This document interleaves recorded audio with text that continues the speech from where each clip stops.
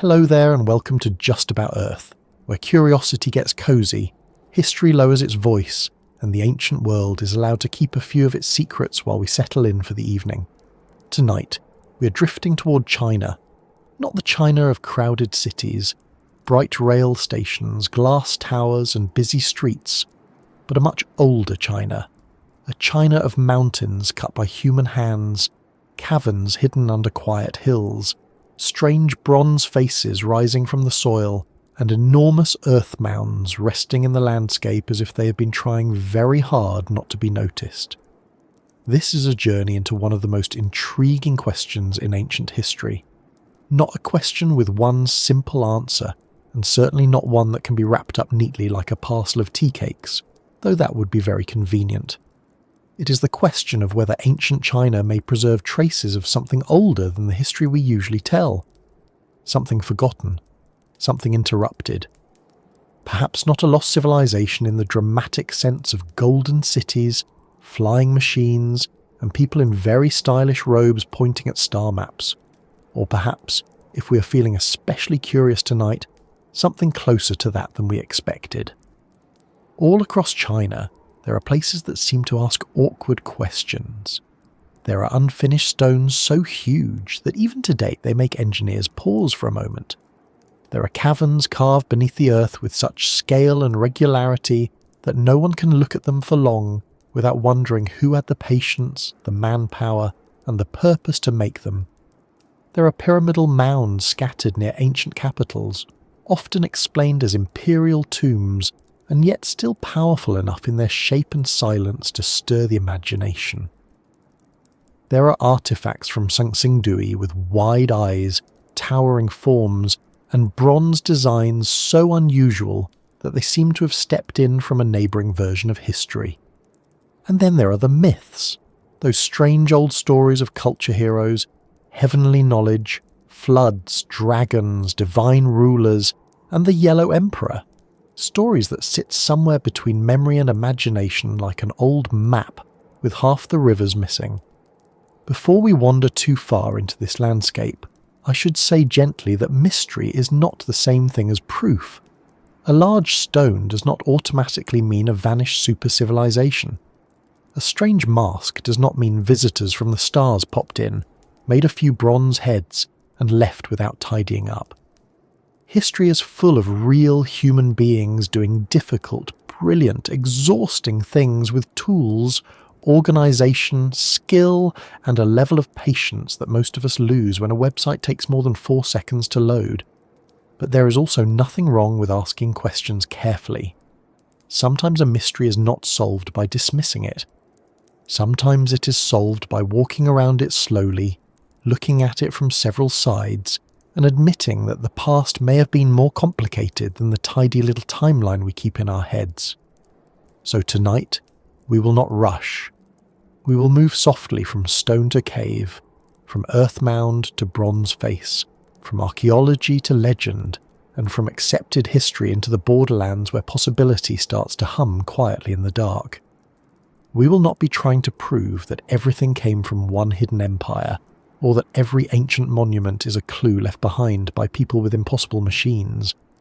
That sort of thing can get noisy very quickly, and this is, after all, a place where even the mysteries are encouraged to use their indoor voices. Instead, we will ask something a little more interesting. What if some of these places are remnants of traditions, technologies, and memories that were once better understood than they are now? What if ancient China was not a single straight line from simple villages to dynasties and emperors, but a landscape of overlapping cultures, sudden disappearances, forgotten skills, and deep memories preserved in stone, myth, and ritual? And what if, long before the official histories began to arrange themselves into names and dates, there were communities across the ancient world that knew more about engineering, astronomy, organisation, and landscape design than we have been comfortable admitting? As you listen, I would love to know where in the world you are tonight. Are you listening from a city apartment with traffic murmuring outside, a quiet room where everyone else has gone to bed, or somewhere out in the countryside where the night feels older than the buildings around you? And if you feel like sharing, Tell me this as well. What is the oldest place you have ever visited? A ruin? A temple? A stone circle? A cave? A weathered church? An old road? Or maybe just a house that seemed to remember more people than it could possibly name? There is something about old places that changes the pace of thought. We speak a little more quietly around them, even when nobody asks us to. We look at worn steps and carved walls, and we realise, not dramatically, not all at once, but with a small inward pause, that other lives passed here before ours, with their own mornings, arguments, meals, worries, songs, and probably their own complaints about the weather. If you find this kind of slow wandering through ancient mysteries soothing, or if it gives your thoughts somewhere calm to settle after a long day, I would be very grateful if you gave the video a like, maybe subscribed, and joined us here again for another quiet expedition across this strange and rather interesting planet. It helps this little corner of calm reach others who might enjoy a soft place to wander for a while. And as always, I do hope the story is interesting enough to keep you company, but not so exciting that it keeps you wide awake. If that happens, well, we may have accidentally discovered the ancient secret of ruining bedtime, which is not quite the advanced technology we were looking for. Now, let us begin with the feeling that starts many mysteries. The feeling of standing before something too large, too strange, or too carefully made, and realizing that the explanation may be simple, but simple does not always mean small. China is one of the oldest continuous civilizations on Earth, at least in the way we usually talk about states, writing, dynasties, administration, ritual, and organized power. Its recorded history reaches back thousands of years, and even before writing takes firm shape, archaeology reveals complex societies along the Yellow River, the Yangtze, the Sichuan Basin, and many other regions. For a long time, people like to imagine ancient China as if it grew from a single central root, with culture spreading outward from one main heartland. But the soil has not been so obedient. Excavation after excavation has shown that early China was not one simple story. It was many stories, many centres, many experiments in agriculture, ritual, craft, burial, trade, and power. Some flourished, some blended into later cultures, some seemed to appear in the record with startling force and then fade back into darkness, leaving behind artifacts that look as if they belong to a civilization we have only half remembered. This matters because the idea of a lost civilization does not always require a continent sinking beneath the sea, or a kingdom vanishing in a single flash of lightning, though myths are very fond of that sort of thing. Sometimes a civilization is lost because its writing was never found. Sometimes because its buildings were made of wood and earth and returned politely to the landscape. Sometimes because later cultures absorbed it, renamed it, reinterpreted it, and turned its rulers into ancestors, gods, or cautionary tales. Sometimes it is lost because historians had no place for it yet. The past is not always hidden because someone buried it on purpose. Sometimes it is hidden because we did not know where to look, or because we were looking for the wrong shape. There is a useful humility in remembering this. Not long ago, many great archaeological discoveries were unknown to modern scholarship. Whole cultures have emerged from fields, riverbanks, tombs, and construction sites. Farmers digging wells, workers building roads, and archaeologists brushing soil from a small object have all changed the story. The ground, it turns out, is a very patient librarian. It does not always keep things in neat order, and it has a terrible habit of damaging the pages, but it preserves enough to surprise us. China's ancient landscape is especially good at this. It gives us tombs sealed for centuries, bronze vessels packed in sacrificial pits, cave systems that appear from beneath ponds, and stones left unfinished in quarries like frozen decisions. These places do not all come from the same period.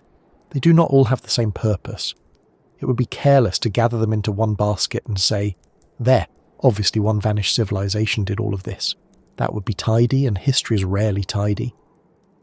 But it's also worth noticing that they produce a similar feeling: scale, precision, strangeness. The sense that ancient people were not merely surviving in a rough world, but planning, measuring, organising labour, moving materials, cutting into bedrock, shaping landscapes, and expressing ideas that were sometimes grander than practical life strictly required. Human beings do not make monuments only because they need somewhere to put a door. They make them because they are thinking about power, death, heaven, ancestry, kingship, memory, and their place in a universe that is often unhelpfully large. A pyramid mound is not just a pile of earth. A carved cavern is not just a hole. A bronze mask is not just metal. These things are arguments made without words. They say, we were here. We knew how to do this. We saw the world in this way. Remember us, even if you no longer understand what we meant. And that is where the question becomes so interesting. What did they mean? When we look at the massive stones of Yangshan Quarry, we can explain them as part of an imperial ambition, an enormous steely project associated with Ming power and ancestral display. That explanation is strong and historical, and yet the stone itself still has an almost unreasonable presence. It sits there partly cut from the mountain, so heavy that imagining its movement feels less like logistics and more like a polite insult to gravity. It makes the mind step backward. Who first learned to think at that scale? How did ancient builders judge what could be cut, moved, raised and displayed? How many earlier generations of stoneworkers, planners and surveyors had to exist before a ruler could even imagine ordering such a thing? When we look at the Longyou Caves, we can say they are artificial sandstone caverns, probably made by human labour, with pillars, chambers and chisel marks. We can describe their location. We can discuss dating clues and historical uncertainty. But once you step into the idea of them, into those broad underground spaces with walls marked by repeated tool patterns, the explanation begins to feel incomplete in a very human way. Not wrong, necessarily, just incomplete. We know people carved them. We know they exist. But purpose is a different question. Were they quarries, storage spaces, ritual chambers, shelters, something else entirely? The caves do not answer. They simply hold their shape beneath the earth with the calm confidence of someone who has heard many theories and is not impressed by any of them. Then there are the so-called Chinese pyramids, a phrase that can lead people very quickly into fog if they are not careful. Many of these pyramid-like forms are not mysterious stone pyramids in the Egyptian sense, but large rammed earth burial mounds and mausoleum landscapes connected with emperors and elites, especially around ancient capitals near Xi'an. That is already fascinating enough. We do not need to make them less real in order to make them more exciting. A huge burial mound is a statement about the afterlife, the state, the emperor, and the ability to command labour across a landscape. These mounds sit under grass, farms, trees, and the haze of modern development, and they remind us that power in the ancient world was often measured not only in armies or laws, but in how much earth could be shaped after a ruler died. And yet once again there is that feeling. Why pyramidal forms? Why alignments? Why such concern with direction, landscape and the sky? Across the ancient world, people looked upward and built downward into the earth. They joined death to astronomy, kingship to mountains, tombs to cosmic order. China was no exception. The more we study these landscapes, the more we find that ancient builders were not simply piling up earth wherever there was room. They were creating symbolic geographies, placing monuments in relation to terrain, directions and ideas about heaven and earth. If there is a lost knowledge here, it may not be a machine with flashing lights. It may be a way of seeing the landscape as a living diagram. Sanxingdui brings a different kind of mystery. Here the question is not only scale, but style. The bronze masks, standing figures, gold objects, jade pieces, and strange forms found at the site do not fit easily into old, simplified ideas about early Chinese civilization. They belong to the ancient Shu culture in what is now Sichuan, and they show us that early China was far more diverse than once assumed. The faces are unforgettable. Wide eyes, strong features, some with pupils that seem to project outward, as if sight itself had been made visible in metal. To modern viewers, they can look almost otherworldly, though that may say as much about our expectations as about the objects themselves. We are used to certain ancient styles. When something does not match them, we call it alien, impossible, or out of place. But perhaps it is simply out of our old categories. Still, categories matter. When an artifact forces us to change the category, it changes the story. Sanxingdui tells us that advanced bronze working, complex ritual life, and powerful artistic traditions existed outside the regions once treated as the main centre of early Chinese civilization. It widens the map. It makes the ancient world less predictable. And when the map widens, so does the room for forgotten connections, vanished elites, interrupted traditions, and memories that later cultures may have preserved only in altered form. This is where myth enters quietly, not as proof, but as a kind of cultural echo. Myths are not newspapers. They do not report events with tidy dates and reliable footnotes. If they did, they would be much less entertaining and also probably have worse dragons. But myths can preserve patterns. They can remember floods, migrations, battles, inventions, rulers, disasters, and transformations, even after the original events have been reshaped by centuries of retelling. The Yellow Emperor, for example, stands in Chinese tradition as a civilizing figure associated with beginnings, order, invention, and the foundations of culture. Stories around such figures often gather many memories into one name. A real leader may become a legend. Several leaders may become one ancestor. A technological shift may become a divine gift. A cultural merger may become a marriage, a battle, or a heavenly command.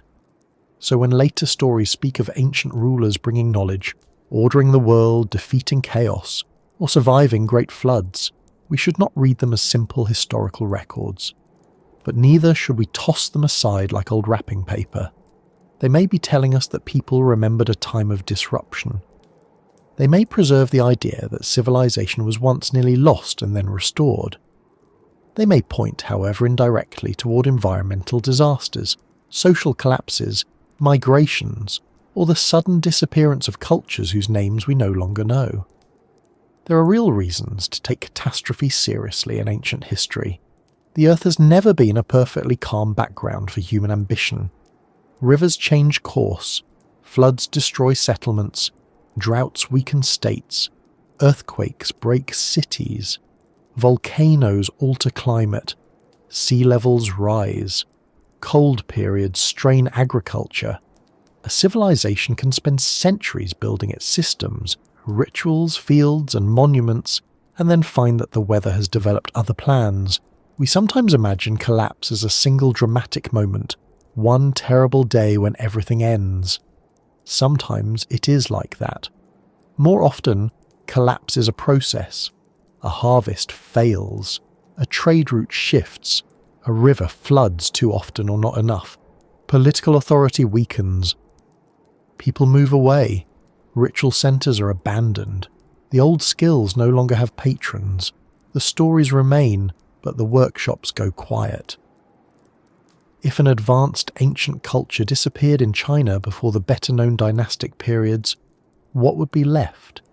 Not necessarily machines, not necessarily libraries, not necessarily anything that looks like the inventions we would recognize. What might remain are quarry marks, earthworks, strange ritual objects, alignments, myths of civilizing ancestors, and techniques that seem to appear with surprising maturity.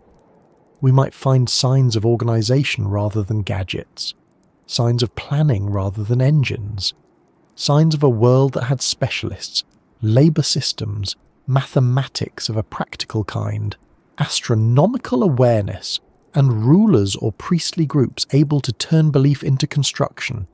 That, in many ways, is more interesting than the loudest version of the lost civilization idea. The real mystery may not be whether ancient China had some vanished people with impossible technology. The deeper question is how many human worlds rose, flourished, influenced others, and disappeared without leaving us a written explanation. We tend to trust writing because it speaks directly, but most of human history did not leave tidy books behind. It left bones, tools, pollen, ash layers, foundations, ornaments, tombs, and occasionally one enormous stone still lying in a quarry as if waiting for a work crew that never came back from lunch. The accepted historical record is not a prison. It is a structure built from evidence. Good history changes when new evidence arrives. Archaeology is always revising the room, moving furniture, opening windows, discovering that what looked like a cupboard was actually a door to another corridor. That does not mean every speculation is equally likely. It means the ancient world is larger than any one explanation, and China's deep past is especially large. It contains Neolithic cultures with remarkable jade work, early walled settlements, complex burial traditions, flood control myths, bronze ritual systems, astronomical concerns, and later imperial projects of astonishing scale. To ask whether something has been forgotten within all of that is not unreasonable.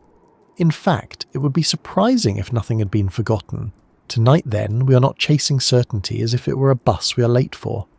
We are following clues at walking speed. We are looking at the places where the official explanation and the feeling of mystery stand side by side.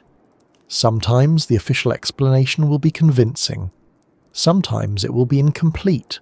Sometimes the mystery may come from our own unfamiliarity, rather than from the object itself.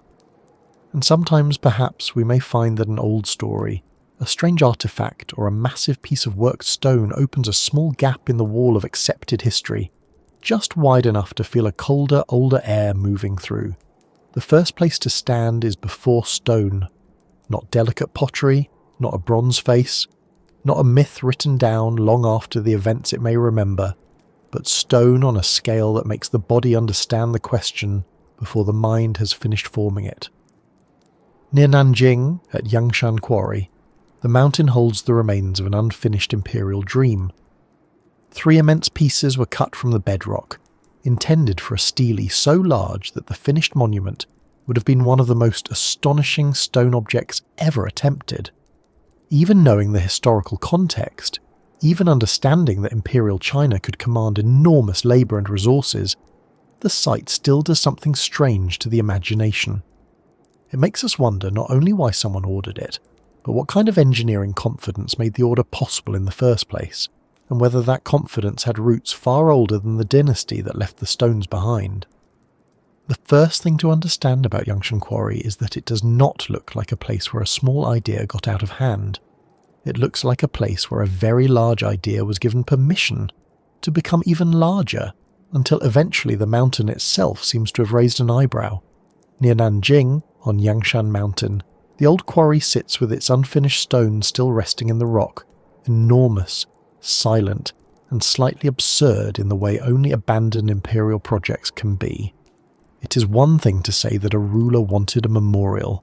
Rulers often want memorials.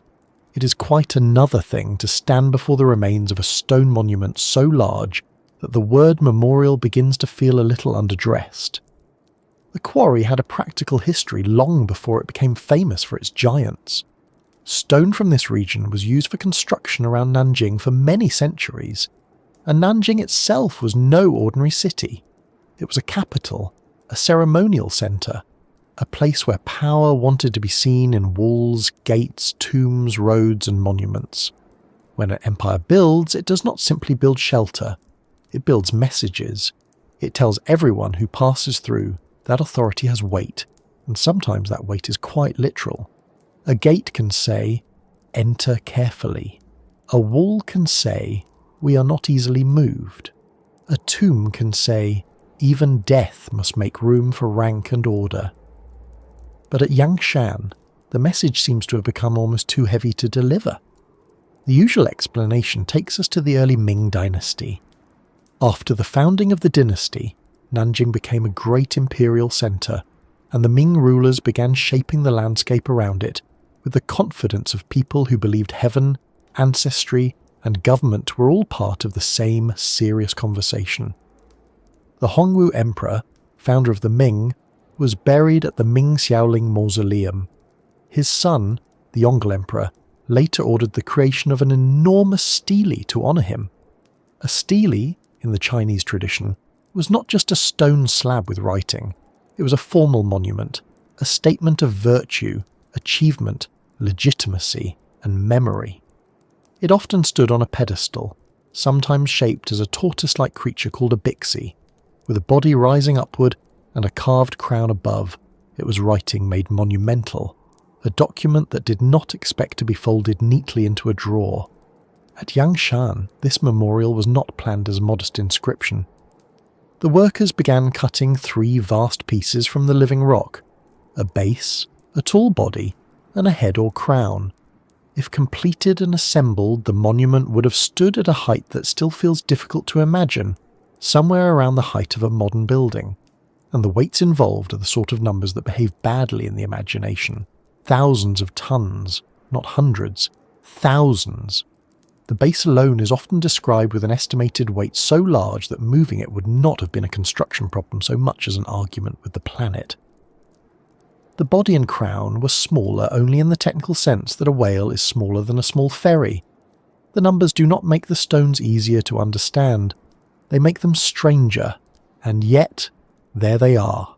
This is the important thing. The mystery of Yangshan is not based on a rumour in a dusty book or a traveller's exaggeration told after too much rice wine. The stones exist. The cuts exist.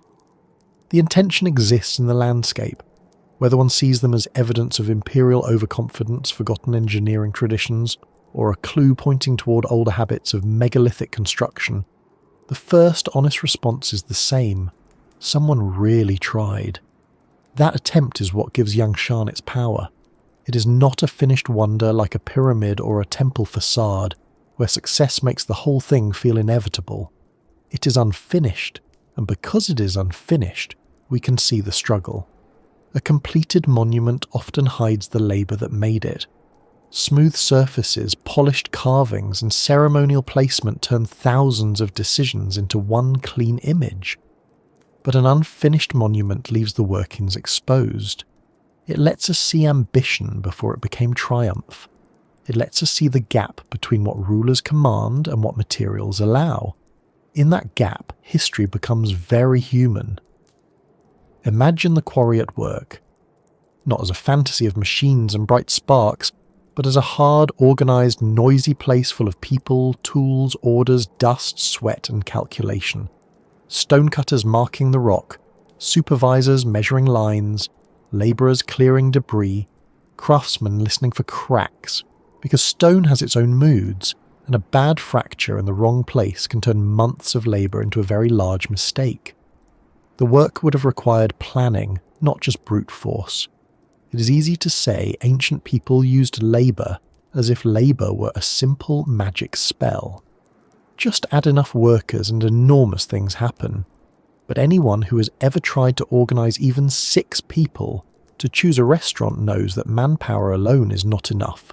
Thousands of workers do not automatically produce precision. They produce confusion unless someone knows how to organise them. Large stonework demands more than strength. It demands measurement, sequencing, tool control, knowledge of geology, transport planning, food supply, command structure, and an understanding of what can safely be cut without breaking the whole piece before it is ready. Even if the project failed, it did not fail at the beginning. The stones were quarried to a remarkable degree. That means the builders knew how to cut on a giant scale. They knew how to isolate forms from the mountain. They knew how to imagine the pieces as parts of one final structure. The failure came later, when the reality of moving and erecting them became impossible, or at least impossible within the limits of the time, terrain, tools, and political patience available. This is where Yangshan begins to whisper to the larger mystery. If the project belongs to the Ming, why include it in a discussion about lost civilizations behind China's megastructures? The answer is not that the Ming dynasty was secretly prehistoric, which would be a very bold claim. and also quite awkward for all the historians. The more interesting point is that Yangshan reveals a tradition of thinking at a megalithic scale within China. It shows that Chinese builders, rulers and engineers were not strangers to stone ambition. They could plan monuments that pushed material limits. They could look at a mountain and see not just rock, but an object waiting to be released. Even if the Yangshan stele itself is historically placed in the early 15th century, it raises older questions about where such confidence came from. Engineering traditions do not usually appear out of nowhere. They accumulate. Skills pass from quarry to quarry, project to project, generation to generation. A great imperial command may be sudden, but the craft knowledge behind it is not. The workers at Yangshan were heirs to long histories of stone cutting, tomb building, road making, wall construction, statue carving and landscape alteration. The Ming court could order something enormous because earlier systems had already developed the tools of organisation.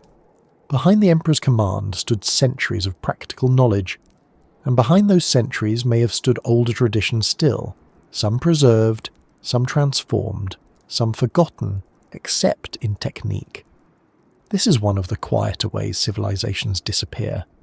Their names fade, their cities erode, their rituals change, but their methods survive. A later dynasty may not remember the first people who learned how to read a hillside for good stone, or how to move heavy blocks across wet ground, or how to align a monument with a tomb road. Yet the skill remains, folded into craft, repeated by people who learned from others before them. When we speak of a lost civilization, we often imagine a lost city. But sometimes what is lost is the source of a habit, a way of building, a confidence with stone, a measuring system, a set of rules once attached to beliefs we no longer know. Yangshan does not prove that an unknown advanced culture existed before accepted history. It does something subtler. It shows how easily extreme human capability can be underestimated when we look backward. Standing beside these stones, the modern mind may reach too quickly for impossible explanations. We are tempted to say, surely they could not have done this with ordinary means. Surely there must have been hidden technology, a vanished science, some missing chapter of engineering. But perhaps the more uncomfortable truth is that ancient and pre-modern societies often achieved extraordinary things with tools that look simple, but were used within systems of skill we barely understand. A chisel is not just a chisel when it's held by someone trained from childhood, working within a tradition that has solved the same problems for generations. A rope is not just a rope when thousands of people know exactly when to pull, when to stop, and when to get out of the way very quickly. Still, Yangshan remains uncomfortable because the planned movement of the stones appears to have exceeded what those systems could handle. It is the rare monument that seems to record the moment ambition outran engineering. This makes it fascinating. Most rulers prefer not to leave evidence of their miscalculations lying around in pieces large enough to embarrass a hill. But here the failure stayed. The stones were too big to move, too expensive to finish, or too impractical to raise. And so the project was abandoned, leaving behind one of the world's most dramatic examples of scale meeting reality. There is something almost funny in that, though gently funny. The Yongle Emperor was not a timid figure. His reign was associated with immense projects, military campaigns, maritime expeditions, and the building of imperial power on a grand scale. This was a ruler who did not seem easily frightened by logistics. And yet, the stones at Yangshan remained where they were. It is as if the mountain accepted the first part of the plan and then politely refused the second. You may cut me, it seems to say, but you may not take this away. From a lost civilization point of view, the most tempting detail is the size. Huge stones attract speculation the way lamps attract moths. People look at them and begin comparing them with other megaliths around the world. Baalbek, Egypt, Peru, Stonehenge, the unfinished obelisk at Aswan. Everywhere there are stones too large for comfort. Everywhere there are marks of people trying to make permanence out of geology. Some were moved, some were not. Some were razed, some broke, some were abandoned. The pattern is global, and it has encouraged many to wonder whether ancient peoples shared a forgotten knowledge of stonework, or whether there was once a more connected world before catastrophe broke the lines of memory. One has to be careful here. Similar problems can produce similar solutions without requiring a single lost source. If many societies build monuments, many will quarry stone. If many quarry stone, some will attempt stones too large. Human ambition is wonderfully repetitive in that way. Give a ruler enough power and enough stone, and sooner or later someone will suggest making the biggest thing anyone has ever seen. There is always that person in the meeting, probably with a scroll, a confident expression, and no personal responsibility for transport, but similarity still matters. It tells us that megalithic thinking was not isolated to one place. The desire to carve the earth into memory appears again and again across the world. China's ancient and imperial landscapes belong within that wider human story. Yangshan reminds us that East Asia was not separate from the great global pattern of monumentality. It had its own forms, its own symbolism, its own materials, its own engineering solutions. If there was a lost advanced civilization behind some of these works, it would not necessarily be visible as a single group of people building the same monument everywhere. It might be visible in recurring ideas, sacred mountains, cosmic rulers, stones as carriers of authority, tombs as engineered landscapes, and the belief that memory should be made too heavy to ignore. The practical side of Yangshan is equally important. To cut a stone of such size, workers had to remove rock around it while keeping the intended piece intact. This is not the same as carving a small statue from a block that can be turned and examined from every side. The mountain itself was the workshop. The stone remained attached to the bedrock during much of the process. Every cut had to account for the mass, the slope, the grain, the eventual separation, and the hoped-for movement. A mistake would not be a small crack hidden under paint. A mistake would be catastrophe. The quarry therefore preserves not just ambition, but method. It is a page from a construction manual written in negative space, where the removed stone tells us as much as the stone that remains. And yet we do not have the full manual. That absence creates the mystery. We can infer tools. We can study marks. We can calculate weights. We can compare historical records. But the full human system is gone. The voices of the workers are gone. The conversations about feasibility are gone. The moment someone realised the stones could not be moved is gone, though it is easy to imagine a long silence following that discovery. Perhaps officials argued. Perhaps engineers explained the problem very carefully, using the early Ming equivalent of, "With respect, this is not going to fit through the door." Perhaps no one wanted to tell the emperor too directly. Large projects often have a stage where everyone knows the plan is impossible, but the paperwork continues moving for a while, because paperwork is braver than physics. There are legends attached to the quarry as well, stories of harsh labour and workers suffering under impossible demands. Whether every detail is historically exact is less important than what such legends reveal about memory.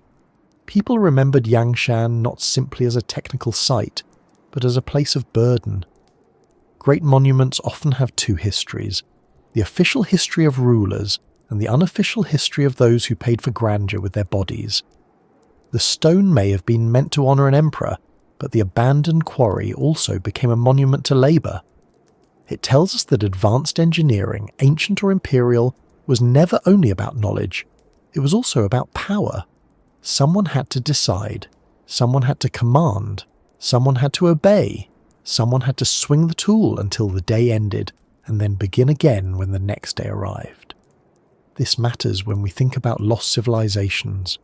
We often imagine them through their achievements, but any real civilization, lost or known, is also made of social structure. Who organised the work? Who fed the workers? Who held authority?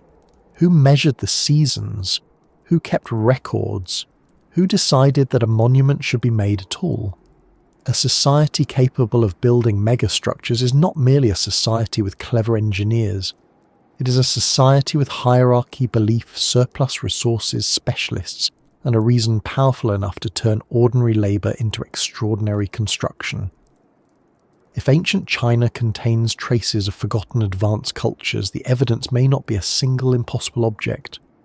It may be the repeated appearance of organised complexity across vast periods and regions. Yangshan stones are impossible only if we expect the past to be small. They are not impossible in the sense that they could not be cut. They were cut. They are not impossible in the sense that no human mind could imagine them. The human mind did imagine them, perhaps with more confidence than caution. They are impossible in the sense that their intended final use crossed a boundary. The builders could begin the dream but not complete it, and that is why they are so useful for thinking. They sit exactly on the line between capability and limit. They show us what was known, what was attempted, and what could not be overcome. There is a lesson in that line. Lost civilization theories often depend on the idea that ancient people must have had technologies we cannot see because the results seem too impressive. But Yangshan offers another possibility. Sometimes impressive things are impressive because people nearly failed, or did fail, while attempting them.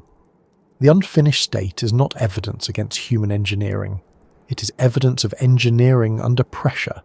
It shows experimentation at a scale where failure leaves a landmark. A smaller mistake disappears. A mistake weighing thousands of tons becomes a tourist destination. Still, the quarry keeps its deeper atmosphere. Even after the Ming explanation, even after the calculations, even after the sensible reminder that Imperial China had enormous resources, it does not become ordinary. The site still suggests a relationship with stone that feels older than any one dynasty. It belongs to a world in which mountains were not scenery but material, symbols, and sometimes participants in royal memory. To carve a mountain for a dead emperor is to say that landscape itself can be recruited into ancestry. It is an act of engineering, but also an act of belief. The stone was meant to carry words, and those words were meant to carry legitimacy across generations. Instead, the unwritten message became the failure itself. Perhaps that is why Yangshan is more haunting than a completed monument would have been. If the stele had been finished, visitors might admire it, read its inscription, and place it neatly into imperial history. Because it was abandoned, it remains open. The missing inscription leaves a room for questions. The missing transport leaves room for imagination. The missing completion leaves room for the older theme that runs beneath all ancient mysteries, human beings reaching beyond what is practical because something in them wants permanence. And in the context of China's possible forgotten past, Yangshan becomes a useful starting point because it teaches us how to look. Not by jumping too quickly to hidden machines, and not by shrinking ancient capability into something dull and simple. We look by holding both truths at once. The stones have a historical explanation, and they are still astonishing. The project failed, and it still demonstrates enormous skill. The quarry belongs to the Ming dynasty, and it may preserve much older traditions of working with landscape, labour, monument and power. It does not solve the mystery of a lost civilization, but it sets the scale of the question. Because once we accept that human societies in China could think in terms of mountains, thousands of tons, imperial landscapes, and monuments larger than practical reason would recommend, we are ready to descend from the open quarry into a very different kind of mystery. Yangshan shows ambition under the sun, written in exposed stone and unfinished mass. But elsewhere in China, the evidence goes underground, into chambers cut beneath the earth, where the problem is not how anyone hoped to move a mountain, but why anyone carved such vast spaces in darkness and then left so little explanation behind. From the open face of Yangshan Quarry, where stone waits in daylight and the mountain seems to remember the tools that cut it, the trail of ancient engineering slips quietly underground. Not into a tomb with a name carved above the entrance, not into a palace described in a royal record, not into a famous monument that generations of visitors have admired and explained and photographed from every polite angle. This time, the trail leads beneath that generations of visitors have admired and explained and photographed what were once ordinary ponds in Zhejiang province, to a place that remained hidden until the late 20th century, even though the work inside it may be more than 2,000 years old. The Longyou Caves do not announce themselves from far away. They do not rise over the landscape like pyramids or stand exposed like the stones at Yangshan. For a long time they were simply there under the surface, sealed by water, hidden beneath ponds that local people knew as part of the familiar scenery. Ducks may have crossed above them, reeds may have stirred in the wind, villagers may have walked past them for generations without realizing that below the water lay enormous carved chambers, shaped by human hands, waiting in silence with the patience of stone. It is one of those discoveries that makes the past feel less like a distant country and more like a quiet neighbour who's been living under the floorboards. The story often told is that in 1992, local farmers decided to drain several ponds near Xi'anbekun in Longyou County. What they expected, presumably, was mud, fish, maybe a few lost objects, and the ordinary disappointment that comes when a pond turns out to be mostly pond. Instead, as the water level dropped, the shape beneath it changed. The ponds were not natural basins in the usual sense. They opened into great man-made caverns, large spaces, pillars, sloped walls, ceilings cut from the rock, marks of tools running across the surfaces in repeated lines. One can imagine the first moment of recognition, when what looked like a village water feature became an entrance into a hidden underground world. There are discoveries that arrive with a shout, and there are discoveries that arrive when the water simply goes down. Further exploration revealed not just one cavern, but a whole group of them. The Longyou Caves, also known as the Xiaonanhai Stone Chambers, are usually described as a complex of 24 artificial caverns carved into sandstone or argillaceous siltstone near Fengguang Hill and the Qiu River. Some of the chambers are large enough to make the word cave feel too casual, because a cave is something nature makes when water, time and geology are left unsupervised for long enough. These spaces were shaped deliberately. Their walls are marked by human work. Their pillars were left to hold the ceiling. Their forms were not random gaps in the earth, but planned rooms cut out of bedrock, and that is where the first real question begins. Why? It sounds like a simple question, but with Longyou it quickly becomes slippery. People have suggested that the caverns may have been quarries, storage spaces, ritual sites, military shelters, underground palaces, or something else that does not fit neatly into any modern category. The quarry explanation is sensible in some ways. If stone was needed for construction, carving it out could leave behind spaces.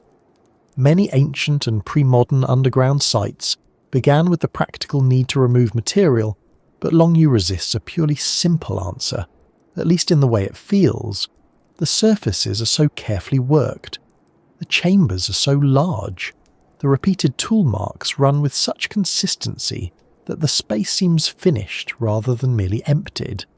A quarry usually has a certain practical roughness. Longyou has the air of a place where removal itself became design. That does not mean the caves are impossible. This is important. They were carved by human beings, and the evidence points to labour, tools, geology, and planning rather than magic, machines, or visitors with poor record-keeping habits from some distant star system. But something can be entirely human and still deeply mysterious. In fact, that is often the better kind of mystery. A mystery made by people asks us not only what happened, but what they wanted, what they believed, how they organised themselves, and why they spent so much effort doing something that later generations did not clearly remember. The scale alone is enough to slow the mind down. Each chamber required the removal of a tremendous quantity of rock. This was not the digging of a cellar or the shaping of a small shrine. It was the creation of large underground architecture. Workers had to cut downward and inward, leaving enough support to prevent collapse. They had to understand the strength of the rock, the direction of bedding layers, the risk of cracks, and the shape needed to keep the ceiling stable. They had to move broken stone out, probably in baskets or carts, or by some other labour-heavy method, again and again and again. If you have ever cleaned a cupboard and found yourself exhausted by 3 boxes of old cables, it is worth pausing to imagine removing thousands upon thousands of loads of stone from an underground chamber with ancient tools.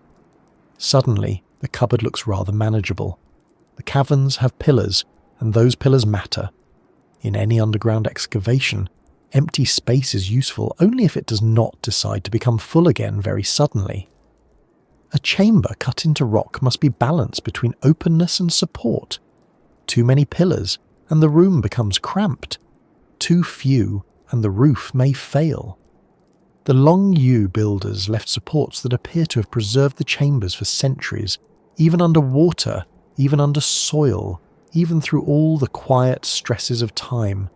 That suggests more than enthusiasm, it suggests experience. Whoever made these spaces understood something about how stone behaves after the cutting stops. Then there are the tool marks. Longyou is famous for its repeated chisel patterns, bands of parallel marks running across walls, pillars and ceilings.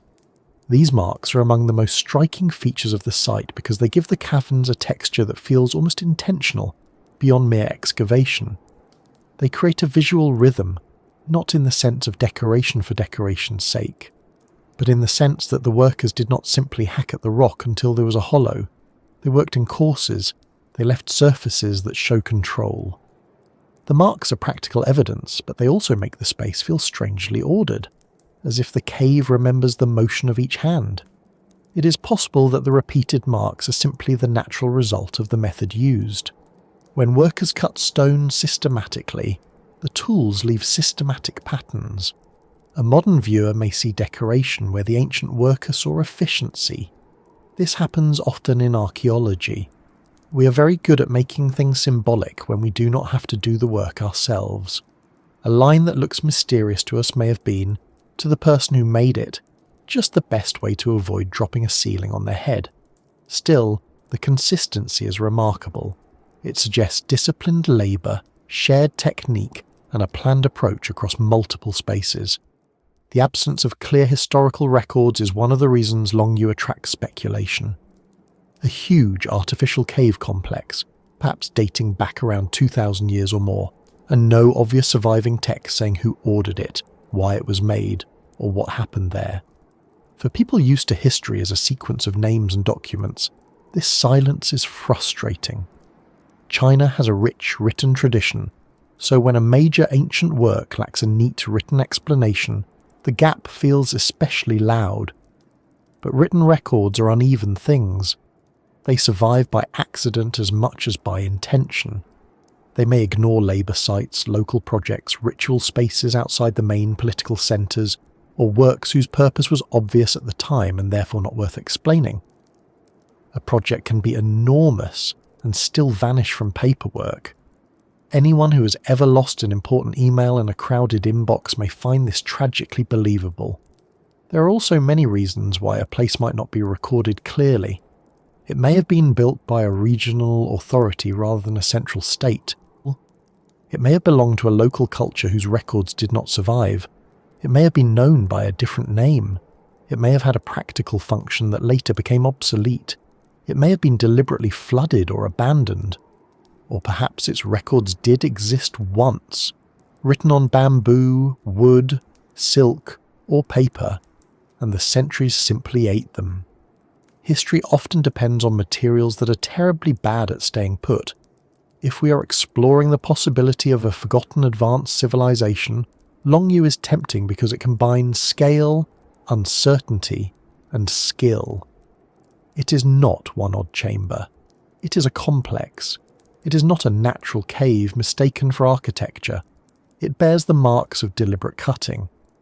It is not a finished palace with inscriptions and statues telling us how to understand it. It is a large, silent, engineered space with no easy answer. That combination is exactly where imagination wakes up and starts making tea. But again, careful imagination is better than careless certainty. The lost civilization idea should not be used as a shortcut whenever a site is difficult to explain. Ancient societies did not need to be unknown supercultures in order to be capable. They could organize labour.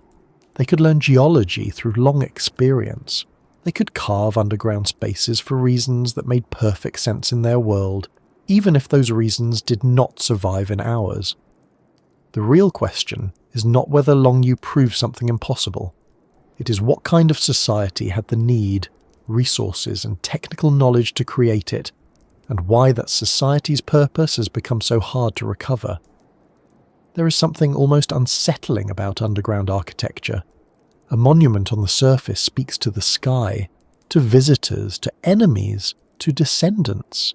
It is meant to be seen. An underground chamber is different. It may hide, it may protect, it may store, it may transform, it may separate one kind of space from another. Going underground has always carried meaning for human beings. It brings us closer to ancestors, to minerals, to water, to darkness, to burial, to secrecy, to the idea that the earth itself contains rooms we are not normally invited to enter. The Longyou Caves may have had a practical purpose, but even practical underground spaces change how people feel. A granary beneath the earth is not just storage. A tomb is not just a container. A quarry chamber is not just a hollow if it is shaped, entered, remembered or feared. Consider the possibility that Longyou began as a quarry. Stone is removed, chambers grow, pillars remain. Over time, perhaps the spaces take on secondary uses. They might store goods, shelter people, serve rituals, or become places associated with local legends. This kind of reuse is common in human history. We rarely let a good hole go to waste. Mines become shelters, quarries become temples, cisterns become chapels, tunnels become hiding places. A practical project may later become sacred, secret, or simply strange. The original purpose and the later meaning are not always the same, or consider a more planned possibility.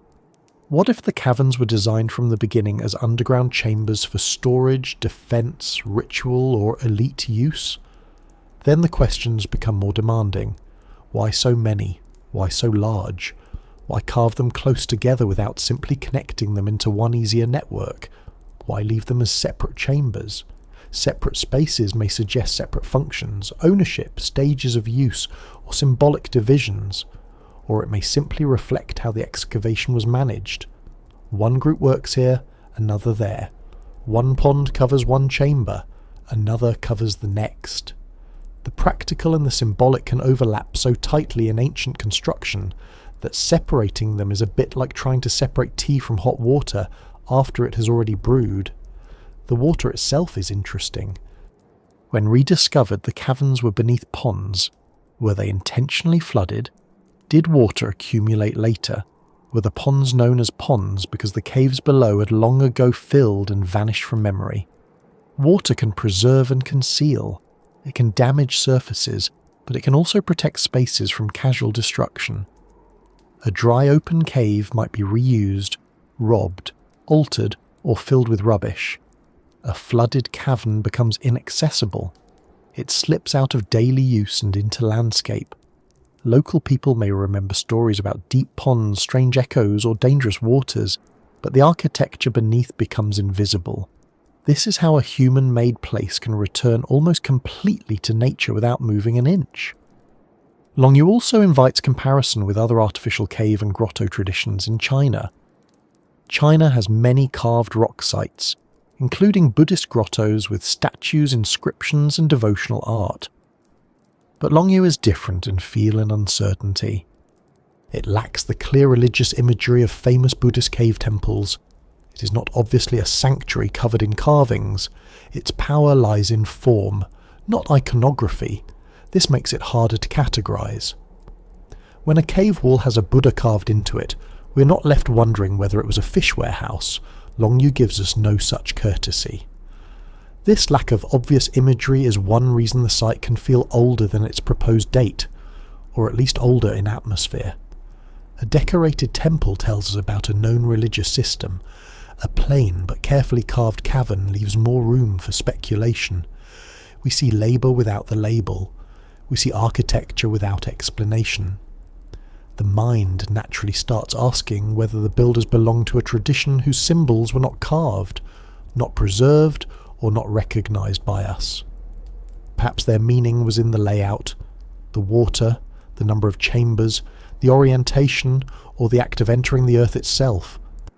Or perhaps, less dramatically but still fascinatingly, the meaning was entirely practical and has become mysterious only because the accounting records are gone. If a lost civilization lies behind Longyou, what would that mean in a careful sense? It might mean that the site reflects an advanced local culture or engineering tradition, not fully described in surviving texts. It might mean that regional societies in ancient China had large-scale construction capacities outside the better-known centres of power. It might mean that later historical narratives simplified a much more diverse world. It does not have to mean that the builders possessed technology beyond anything known. A civilization can be lost because we lost its name, not because it had lasers. In fact, a civilization with chisels, ropes, lamps, surveyors, managers, and thousands of workers may be more realistic and, in its own way, more impressive. Light would have been a practical challenge inside the caverns. Workers underground need illumination, ventilation, and ways to remove debris. Lamps consume fuel, smoke collects, air grows stale. The deeper the work goes, the more the builders must think about access and safety. These details are not glamorous, but they are where real engineering lives. Ancient construction was not only about the big vision, it was about keeping people alive long enough to finish the work. Someone had to know how many workers could be inside at one time. Someone had to decide where broken rock would go. Someone had to prevent collapse. Someone had to manage water. These are not the concerns of a primitive or careless people. They are the concerns of an organised working culture. And there is another question that often gets overlooked. What happened to the removed stone? If the caverns were excavated by hand, a huge volume of material came out.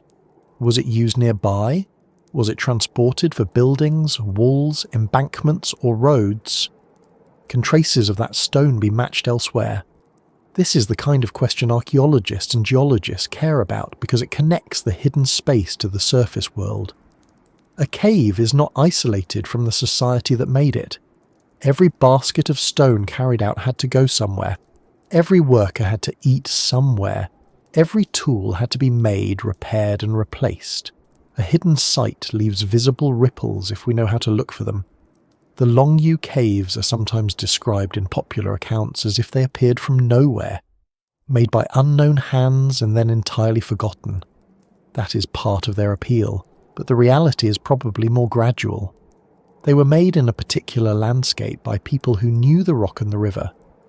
Their world may have included settlements, roads, fields, local elites, craftspeople, and labour networks. It may be that the caves feel isolated now because the rest of that world has not survived in equally dramatic form. Stone chambers endure better than houses. Underground spaces survive better than wooden records. The most durable part of a culture can remain while the ordinary parts vanish, creating the illusion that the monument came from nowhere. This is a useful warning for ancient mysteries everywhere. We often judge a past society by the things that survived, but survival is biased. Stone survives, metal sometimes survives, fired clay survives, wood, cloth, food, voices, gestures, instructions, jokes, songs, and ordinary bad decisions mostly do not. The people who made Longyou were not mysterious to themselves. They knew what the caverns were for. They knew who ordered them. They knew whether the work was honoured, dreaded, paid, forced, sacred, or simply part of life. The mystery belongs to us because we arrived late. There is a quiet lesson in that. The past is not silent because it has nothing to say. It is silent because most of its language has been removed. Longyou speaks in remaining nouns: chamber, pillar, wall, water, toolmark, stone. The verbs are harder. Store, hide, worship, quarry, prepare, protect, abandon. We try them one by one and listen for which sounds most plausible. Sometimes several may fit. A site can have more than one life. It may have been cut for stone, used for storage, flooded, forgotten, rediscovered, studied, and transformed into a modern mystery. Human places gather meanings the way old coats gather dust. What makes Longyou especially valuable in the wider question of China's ancient megastructures is that it shifts our attention from height to depth. Yangshan asks how people thought about moving impossible mass. Longyou asks how they thought about carving organised emptiness. A megalith is impressive because something heavy is shaped, and perhaps transported. A cavern is impressive because absence is engineered. The builders did not raise stone upward. They removed it downward and inward, leaving behind a controlled void. That requires a different kind of imagination. Not, how do we put this object here? But how do we take away everything that is not the room, while persuading the mountain to remain standing? That is a remarkable thought. Architecture is often treated as the art of adding materials, but underground architecture is the art of subtraction. The Longyou builders created space by removing the earth. They carved rooms out of solid geology, and then those rooms sat beneath water and memory for centuries.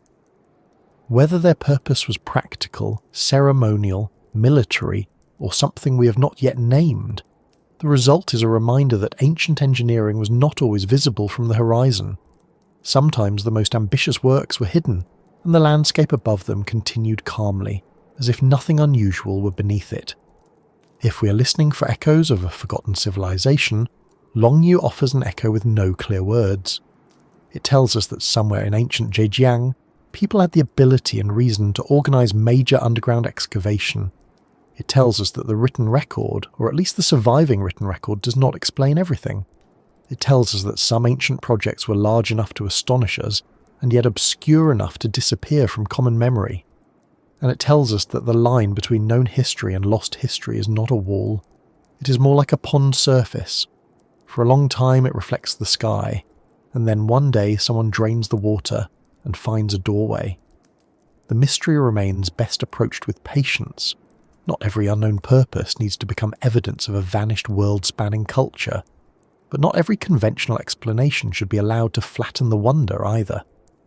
Longyou deserves that middle space, where careful thought and curiosity can sit together without arguing too loudly.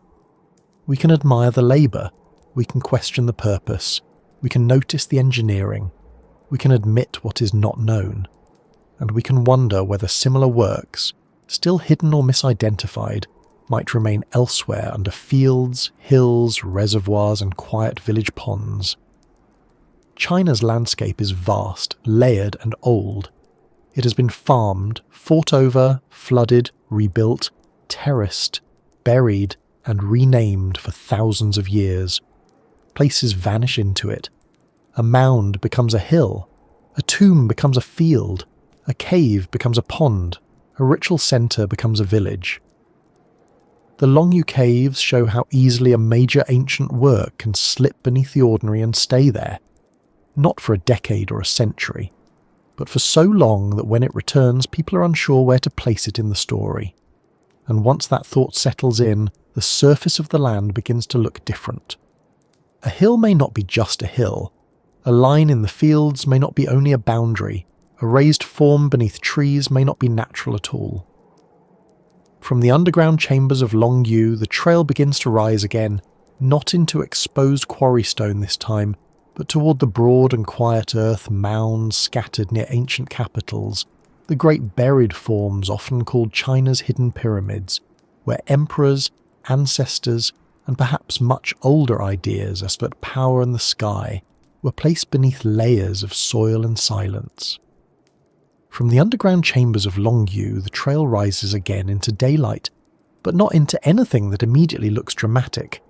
That may be the strangest part. If someone says pyramid, most of us picture sharp stone faces, desert light, long shadows, and perhaps a camel in the distance looking as if it knows more than it is willing to say. But in China, many of the so-called pyramids do not announce themselves in that way. They rest beneath grass, trees, farmland, and the soft cover of ordinary landscape. Some look like hills, some look like raised fields. Some are so absorbed into their surroundings that a person could pass nearby and simply think, that is a rather regular mound, and then continue with the day, perhaps wondering what to have for dinner. And yet around ancient capitals, especially near Xi'an in Shanxi province, the land is marked by huge earthen forms that are anything but accidental. They are mausoleum mounds, many built for emperors, empresses and royal families. They belong to a long Chinese tradition of burial landscapes, where death was not treated as a small private matter, but as an event that required architecture, ritual, geography, guards, walls, roads, offerings, and in some cases an entire underground world. These mounds are sometimes called China's hidden pyramids because of their sloping sides and monumental scale. But it is useful to pause here, gently, before imagination puts on a hat and runs off across the fields. They are not pyramids in the Egyptian sense. They are generally not made from stacked blocks of exposed stone rising in clean geometric faces. Many are constructed from rammed earth, packed layer by layer into large mound forms, often placed within planned funerary complexes. Some are truncated, meaning they have a flattened top rather than a sharp point. Some have eroded and softened over time, their edges blurred by wind, rain, farming and vegetation. They are pyramidal in shape, not necessarily in method, culture or meaning. Calling them pyramids is a useful nickname, but also a slightly dangerous one, because nicknames have a habit of inviting the wrong guest to the conversation. Still, even when we describe them correctly as burial mounds, the wonder does not shrink. In fact, it may grow. A stone pyramid is impressive because stone lasts in a visible, stubborn way. A rammed earth mound is impressive because it takes something ordinary, soil, labour, water, pressure, repeated effort, and turns it into a lasting political statement. Earth is humble until enough people are ordered to move it. Then it becomes architecture. Then it becomes memory.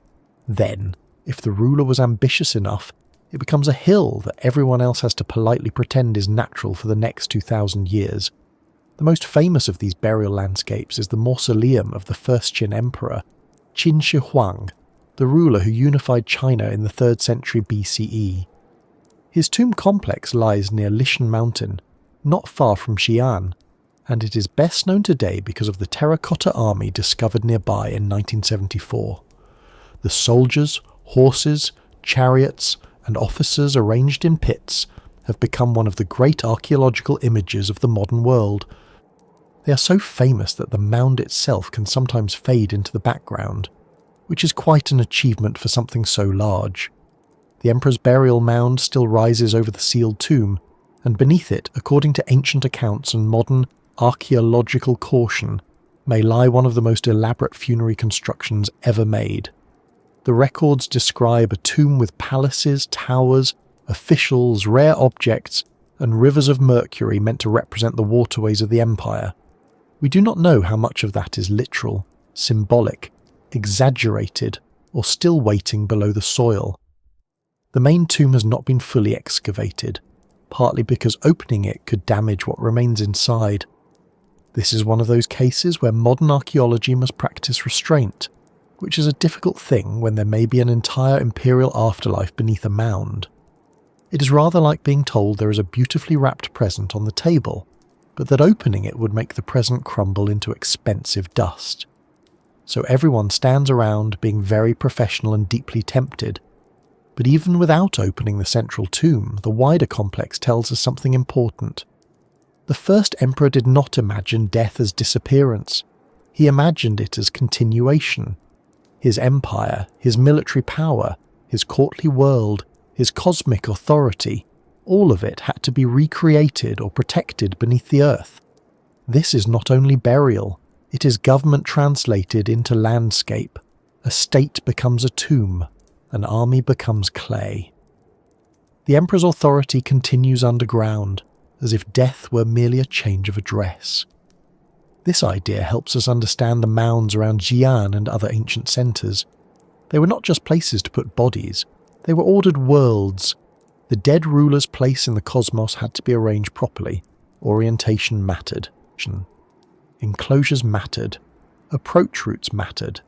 Mountains, rivers, directions, walls, gates, and companion burials could all take on meaning. A burial mound was not just a pile of earth. It was the visible surface of an invisible system. The mound said, something important is below. The layout said, that importance has order. And order is what begins to connect these mounds with the larger mystery of lost knowledge. Not because they prove that an unknown civilization built them before recorded history. Many of these mounds have known dynastic contexts. We can place them with Qin, Han, and later rulers. We can connect them to imperial funerary traditions. But within that known history are older questions about where the ideas came from, why certain shapes carried authority, how landscape was planned, and how much technical and cosmological knowledge existed before the better documented eras. The mound is visible. The tradition behind the mound is hard to see. The Western Han imperial mausoleums are especially striking in this regard. On the Lues Plain near Xi'an, several large mounds extend across the landscape, many associated with Han emperors and their consorts. Seen from above, they can look surprisingly geometric. Broad square bases, sloping sides, flattened tops, and a sense of deliberate placement in relation to the terrain. Some stand in lines or groups, others form large funerary zones with subsidiary burials around them. They are monumental, but they are also quiet. They do not have the theatrical stone exposure of Giza. They wear soil and vegetation like a blanket. This makes them easier to overlook, but not less impressive. The use of rammed earth itself is worth thinking about. Rammed earth is not casual dirt. It requires preparation, formwork, repeated compaction, and a good understanding of material behaviour.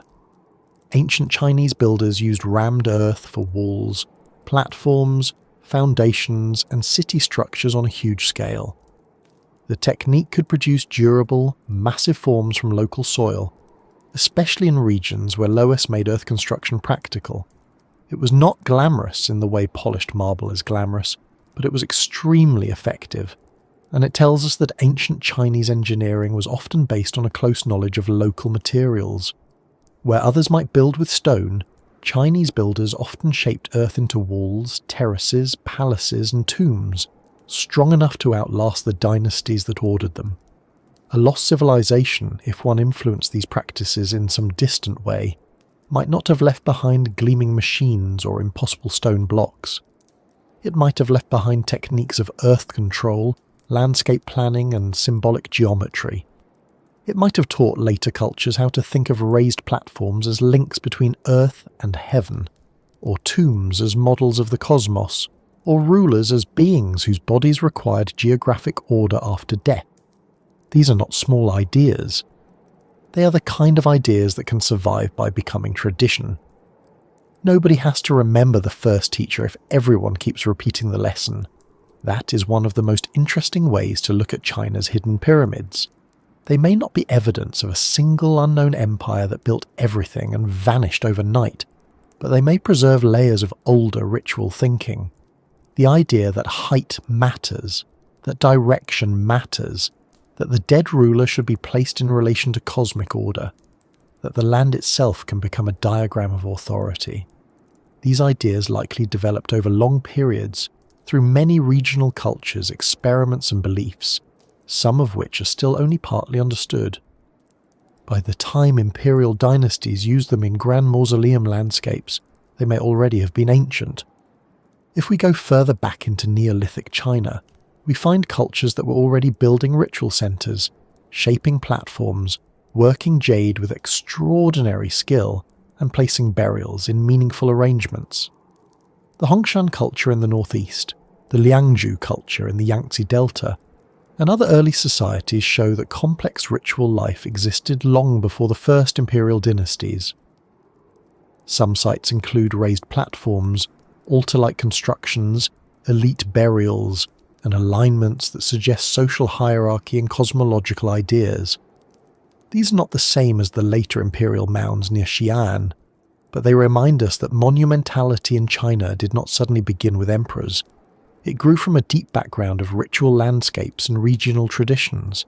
The problem is that many early traditions did not leave clear written explanations. They left jade, earthworks, burials, pottery, settlement remains, and traces in the ground. Later, Chinese civilization became famous for writing, bureaucracy, and historical records, but the roots of its monument building reach into periods where archaeology must do most of the speaking. This creates a wide zone between material evidence and historical memory. It is in that zone that lost civilization theories often gather, sometimes usefully, sometimes wildly. The trick is not to reject the zone because some claims are exaggerated. The trick is to walk through it carefully and keep one hand on the evidence. The mounds near Xi'an are also powerful because of what remains hidden inside them. Many have not been fully excavated. This is not unusual. Excavating a large tomb is difficult, expensive, and destructive. Archaeology is not treasure hunting, at least when done properly. Once a tomb is opened, its environment changes forever. Paint can fade, wood can collapse, textiles can decay, organic remains can vanish. If conservation methods are not ready, excavation can destroy as much as it reveals. So many imperial tombs remain sealed, and in a way, their silence is a form of preservation. They are archives that have not yet been opened because we are not quite ready to read them. This means that a large part of China's ancient burial landscape is known from surface shape, historical sources, remote sensing, limited excavations and comparison, rather than from complete access to the interiors. That uncertainty leaves room for both scholarship and speculation. What chambers lie beneath? How are they built? What objects remain? What texts, if any, might be sealed inside? What construction methods were used? What astronomical, political, or ritual logic guided their placement? It is quite possible that future study will change our understanding of some of these mounds. The past has not finished embarrassing our confidence. The landscape itself may hold clues. Some researchers have examined the orientation of Han and Song mausoleum complexes and suggested that their placement and alignment may relate to astronomy, topography, and dynastic ideas. This is not surprising. Ancient rulers across the world often tied their authority to the sky. In China, the relationship between heaven and rulership was especially important. The emperor was the son of heaven. The state's legitimacy was connected to cosmic order. Calendars, rituals, directions, and celestial observation were not side hobbies for people who liked looking upward after dinner. They were part of governance. To rule properly, one had to align human society with heaven's pattern, or at least convincingly claim to do so. A burial mound, therefore, could be both a tomb and a cosmic statement. Its orientation might reflect ritual directions. Its placement might respond to mountains or rivers.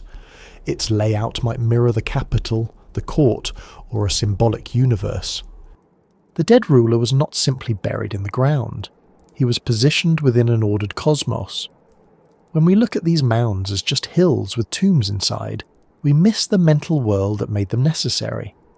When we look at them as only mysterious pyramids, we also miss the specific Chinese ideas that shaped them. The more interesting view holds both together. These are real Chinese imperial monuments, and they may also preserve ancient concepts of sacred geometry, landscape power, and cosmic rulership that reach back into traditions older than the dynasties we can name easily. There is also something unusual about the way these mounds hide in plain sight. A desert pyramid remains exposed because there is little vegetation to soften it. A Chinese earthen mound lives in a different climate, a different agricultural world, and a different relationship with the surrounding land. Over centuries, fields approach, trees grow, villages expand, roads pass nearby. The mound becomes part of the working landscape. It may be protected, avoided, farmed around, fenced, or simply recognized as old. Its sacred or imperial character can remain, but visually it becomes quieter. The result is a monument that can be enormous and still feel secret. This hidden quality has helped fuel stories. There are tales of forbidden pyramids, restricted zones, old photographs, military concealment, and mysterious white pyramids glimpsed from the air. Some of these stories have been exaggerated or confused, especially in Western popular writing, where the phrase Chinese pyramids can sometimes drift away from archaeology and into fog. But beneath the exaggeration is a real fact. China does contain large pyramidal burial mounds, and many are not widely known outside specialist circles or local heritage contexts. Sometimes mystery grows not from deliberate secrecy, but from unfamiliarity. What is normal to one landscape may seem astonishing to outsiders who have not been taught how to read it. There is a good lesson there. The unfamiliar often looks impossible until it is given context.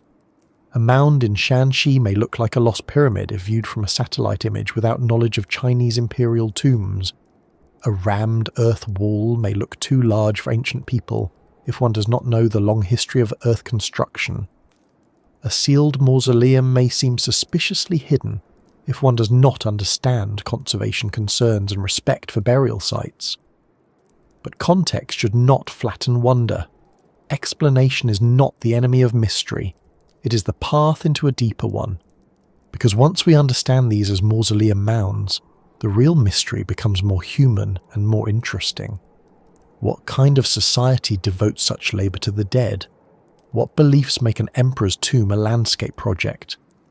What administrative system can mobilise workers, materials, artisans, soldiers, planners, and ritual specialists across years or decades?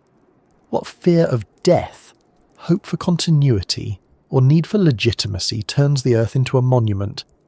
These are not smaller questions than whether aliens built a pyramid. They are better questions because they lead us into the minds of the people who actually lived there. The first Emperor's Tomb complex, with its terracotta army and vast surrounding features, shows a level of organisation that still feels almost overwhelming. Thousands of figures, each with individual details arranged in military formation. Weapons, horses, officers, pits extending across the burial zone. A central mound left unopened. The whole thing reflects not just artistic skill, but mass production, labour division, workshop coordination, and imperial command. It is ancient industry in service of afterlife politics. That is a kind of advanced technology, even if it is not the kind with wires. It is the technology of administration, the technology of scale, the technology of making many hands produce one enormous symbolic machine. In that sense, the Chinese pyramids beneath fields and forests may be less like isolated structures and more like the visible tops of buried systems. Beneath and around them were workers' camps, supply chains, workshops, roads, ritual routes, officials, guards, sacrifices, records, and rules. The mound is what survives clearly, but it was never alone. A mausoleum landscape is a social machine turned into geography, and if we are looking for traces of lost advanced knowledge, we should pay attention to that. Ancient advancement was often organisational before it was mechanical. The ability to coordinate people across space and time may have been the greatest ancient engine of all. There is another layer too. Burial mounds are not built only for the dead.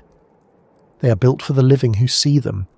An emperor's mound tells future subjects that the dynasty has roots, authority, and a place in the cosmic order. It tells rivals that power continues beyond one lifetime. It tells descendants where to perform rituals. It fixes memory in the land. Even if the tomb itself remains sealed, the mound above it participates in politics. It is a permanent reminder that the ruler's body, lineage, and mandate are tied to the territory. A mound is therefore both grave and claim. It says this land remembers us. For the lost civilization theme, that phrase matters. This land remembers us. Sometimes the land remembers when texts do not. Sometimes earthworks preserve the outline of beliefs after the language of those beliefs has changed. The pyramidal mound may have meant one thing to the builders, another to later caretakers, another to modern archaeologists, and another to viewers searching for forgotten worlds. None of these meanings completely cancels the others. Ancient monuments often survive by becoming available to new interpretations. They are stubborn in form and flexible in meaning. It is possible that some of the oldest roots of Chinese mound building reach into ideas about mountains. In many cultures, mountains are sacred because they rise between earth and sky. They are places of spirits, ancestors, immortals, weather, and authority. An artificial mound can be understood as a made mountain, a controlled height, a sacred elevation produced by human order. In China, mountains played an enormous role in religious and imperial imagination. Emperors performed rituals at sacred peaks. Landscapes were read for their energy, form, and relationship to power.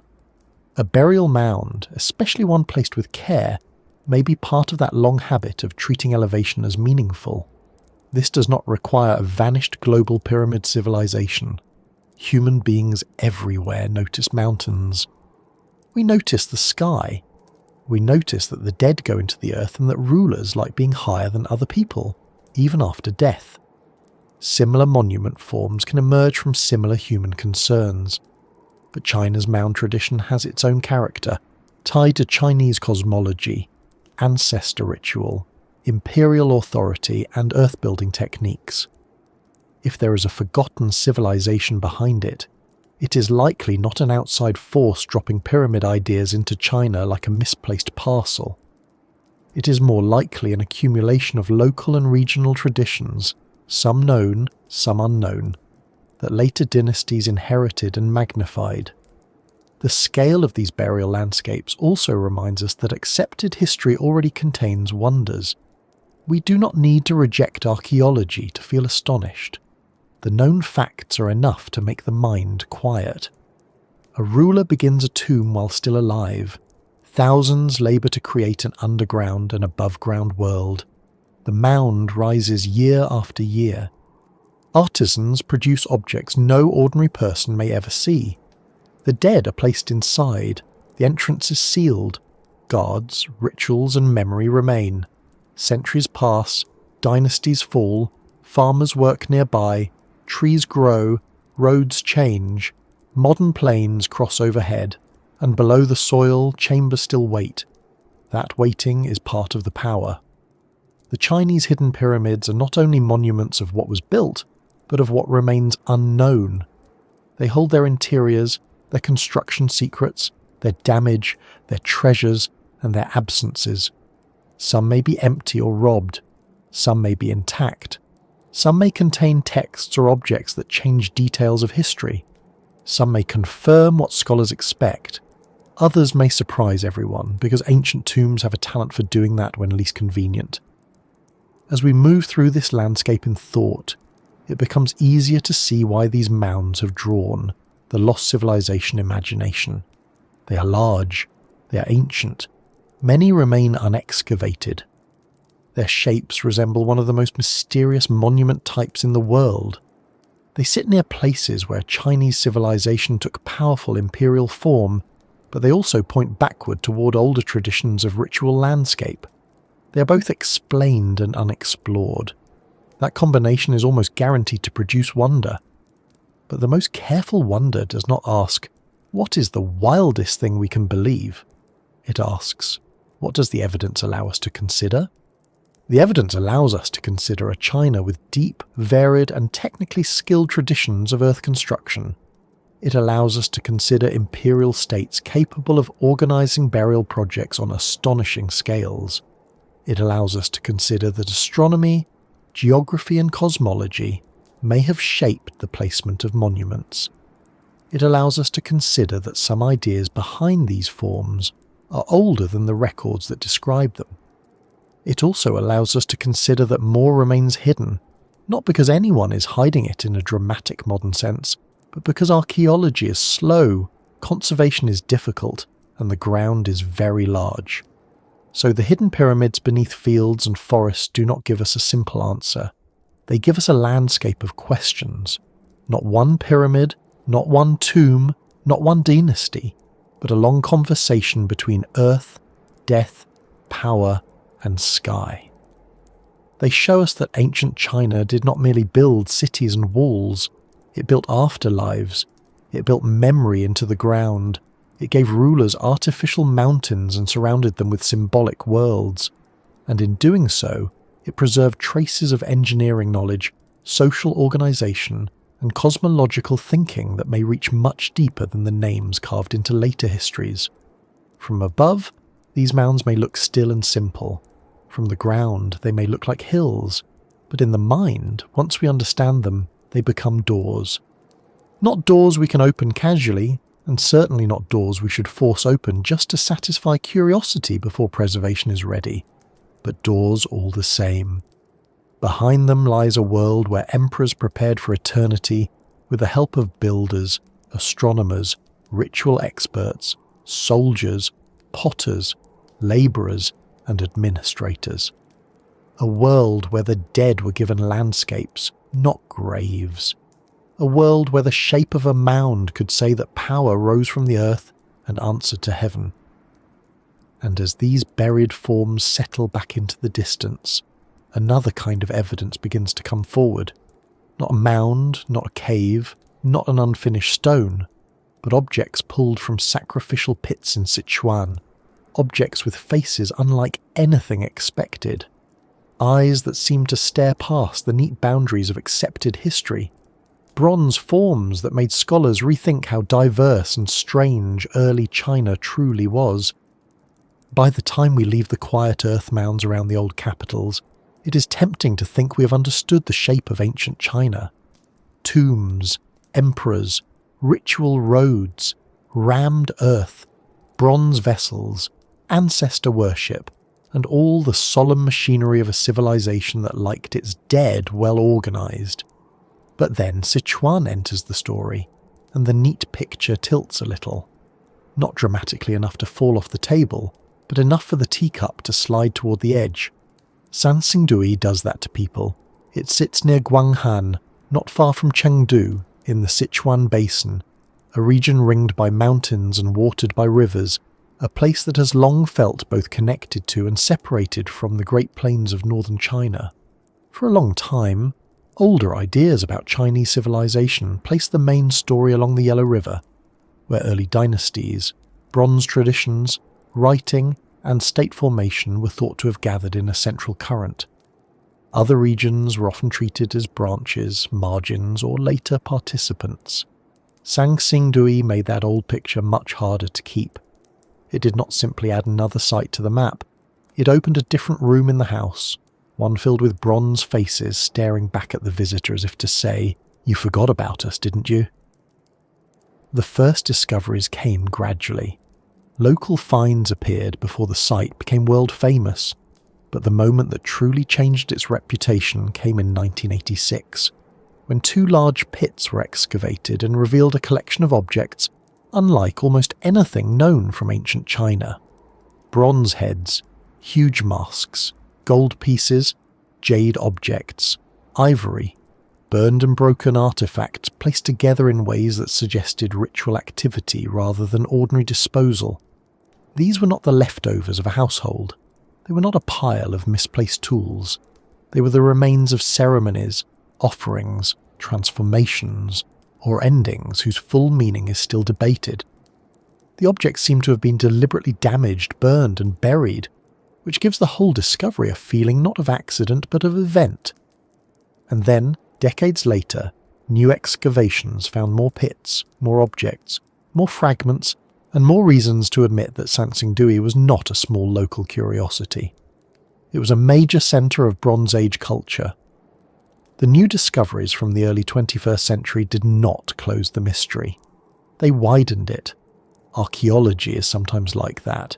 You hope a new find will answer the question, and instead it brings 6 more questions, each carrying a notebook and looking very pleased with itself. The faces are what most people remember first. They're not gentle little faces. They're not modest or easily ignored. They are large, stylized, commanding, with sharp features, wide eyes, strong brows, and expressions that seem to belong less to ordinary portraits than to beings of ritual power. Some masks have protruding pupils, as if sight has been made into architecture. The eyes do not merely look, they project. They push outward into the space before them, turning vision into a physical force. This is one of the reasons Sanxingdui has attracted so much speculation.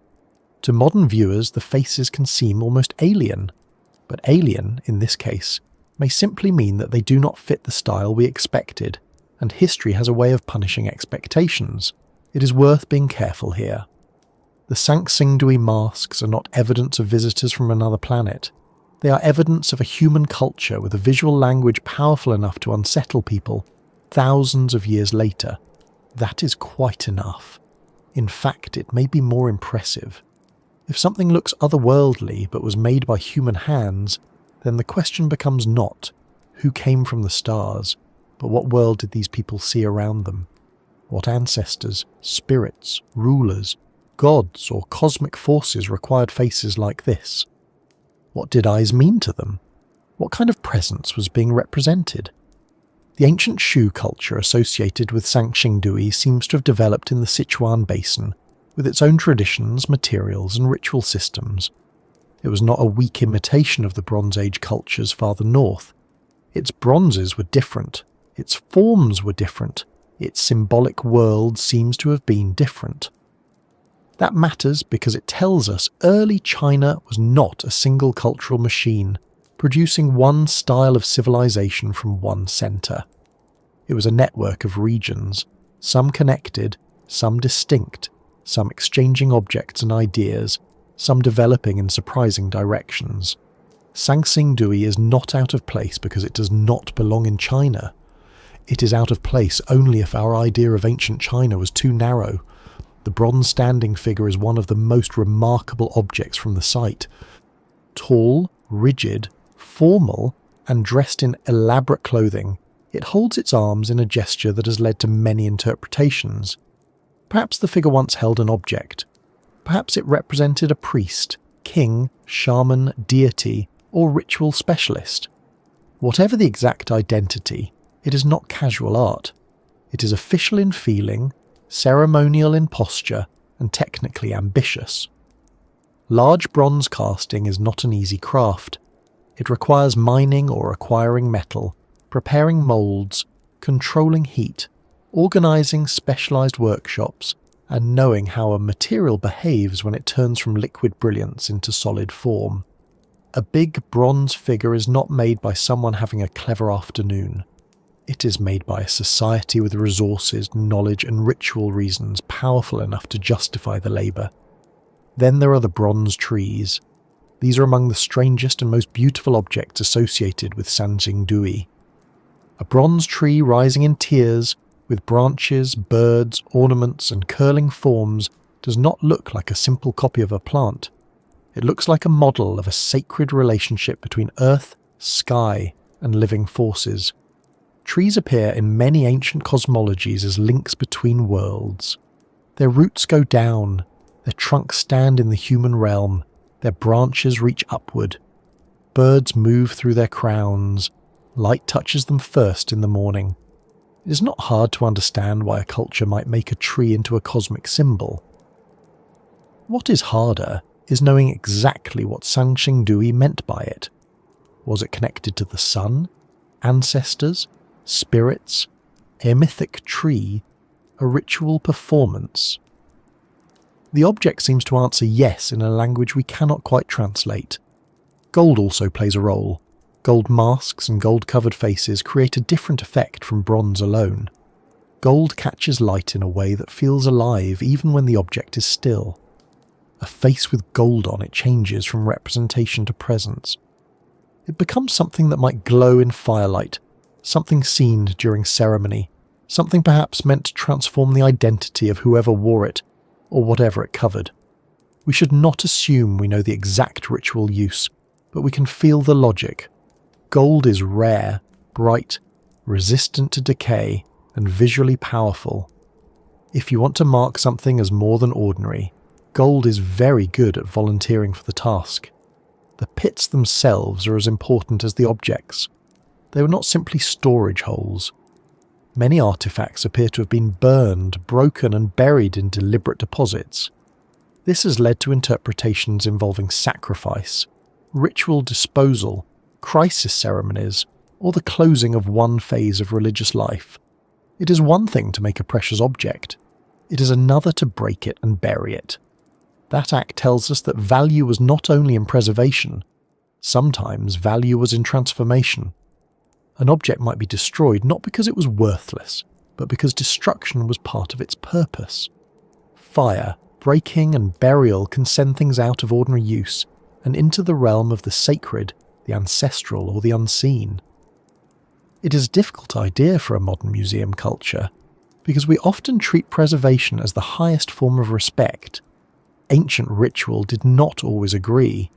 Sometimes the most respectful thing you could do to a powerful object was to remove it from the human world entirely.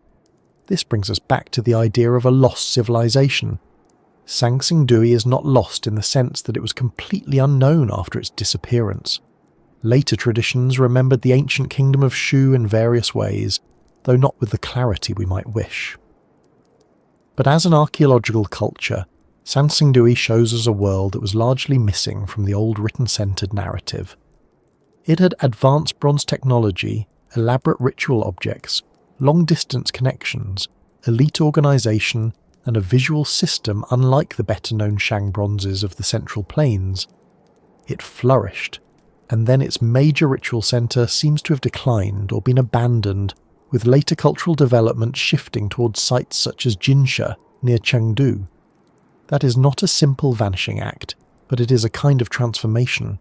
The centre changed, the style changed, the old faces went into the ground. Why did Sanxingdui decline? The answer is still debated.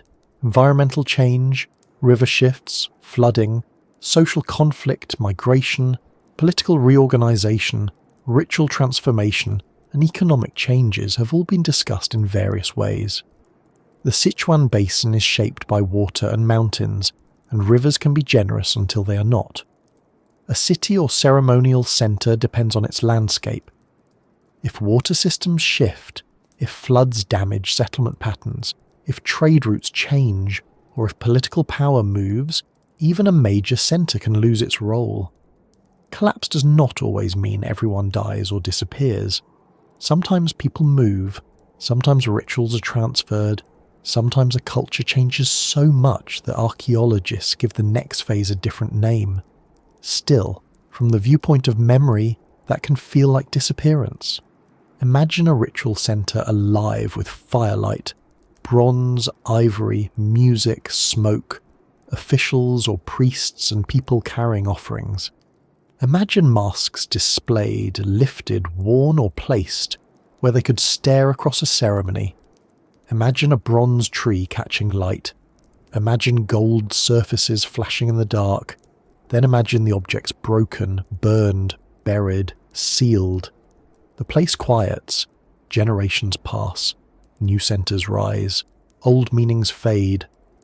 By the time modern farmers and archaeologists recover the remains, the ceremonies are gone, the songs are gone, the names of the makers are gone, and the faces remain. That is why the faces feel so powerful. They are not portraits in the ordinary sense. They do not tell us, here is a person named this, born then, ruler of that. They do something more unsettling. They preserve presence without biography. They feel specific and anonymous at the same time. A bronze head with a gold mask may seem almost ready to speak, but it has no mouth for our language. It carries identity, but not the kind we can file neatly. This is one of the deepest forms of archaeological mystery. Not absence, but incomplete presence.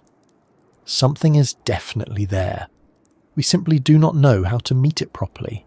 Sanxingdui also changes how we think about technological advancement. When people discuss ancient advanced civilizations, they often look for machines, measurements, or feats of construction that appear beyond expected capability. But Sanxingdui's advancement is artistic, metallurgical, organisational, and ritual. Its bronze casting was sophisticated. Its objects were large, complex, and symbolically dense. Its society could gather materials including ivory and jade, which suggests networks of exchange or access across regions.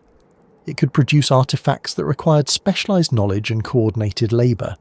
It could stage rituals grand enough to consume valuable objects. These are all forms of complexity. They may not look like modern technology, but they represent a highly developed system of making and meaning. This is an important point because a civilization's knowledge is not always aimed at the things we value. Modern people tend to ask whether ancient cultures had engines, electricity, or advanced mathematics. Ancient cultures often ask different questions. How do we communicate with ancestors? How do we link ruler, land, and heaven? How do we protect the community from disorder? How do we make a spirit visible? How do we turn metal, jade, and ivory into ritual power? A society can be extraordinarily advanced within its own priorities, even if it never built anything resembling a modern device. Sanxingdui may not show us lost machines. It shows us a lost way of seeing. The unusual style of the artifacts has sometimes been described as shocking, because it does not resemble the standard image of early Chinese bronze culture. In the Central Plains, Shang bronzes are often ritual vessels, richly decorated with Taote masks, animal forms, and inscriptions.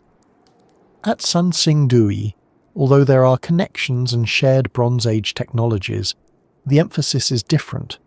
Human heads and masks dominate the imagination. Tall figures, trees, strange creatures, and gold masks create a ritual world that feels visually independent.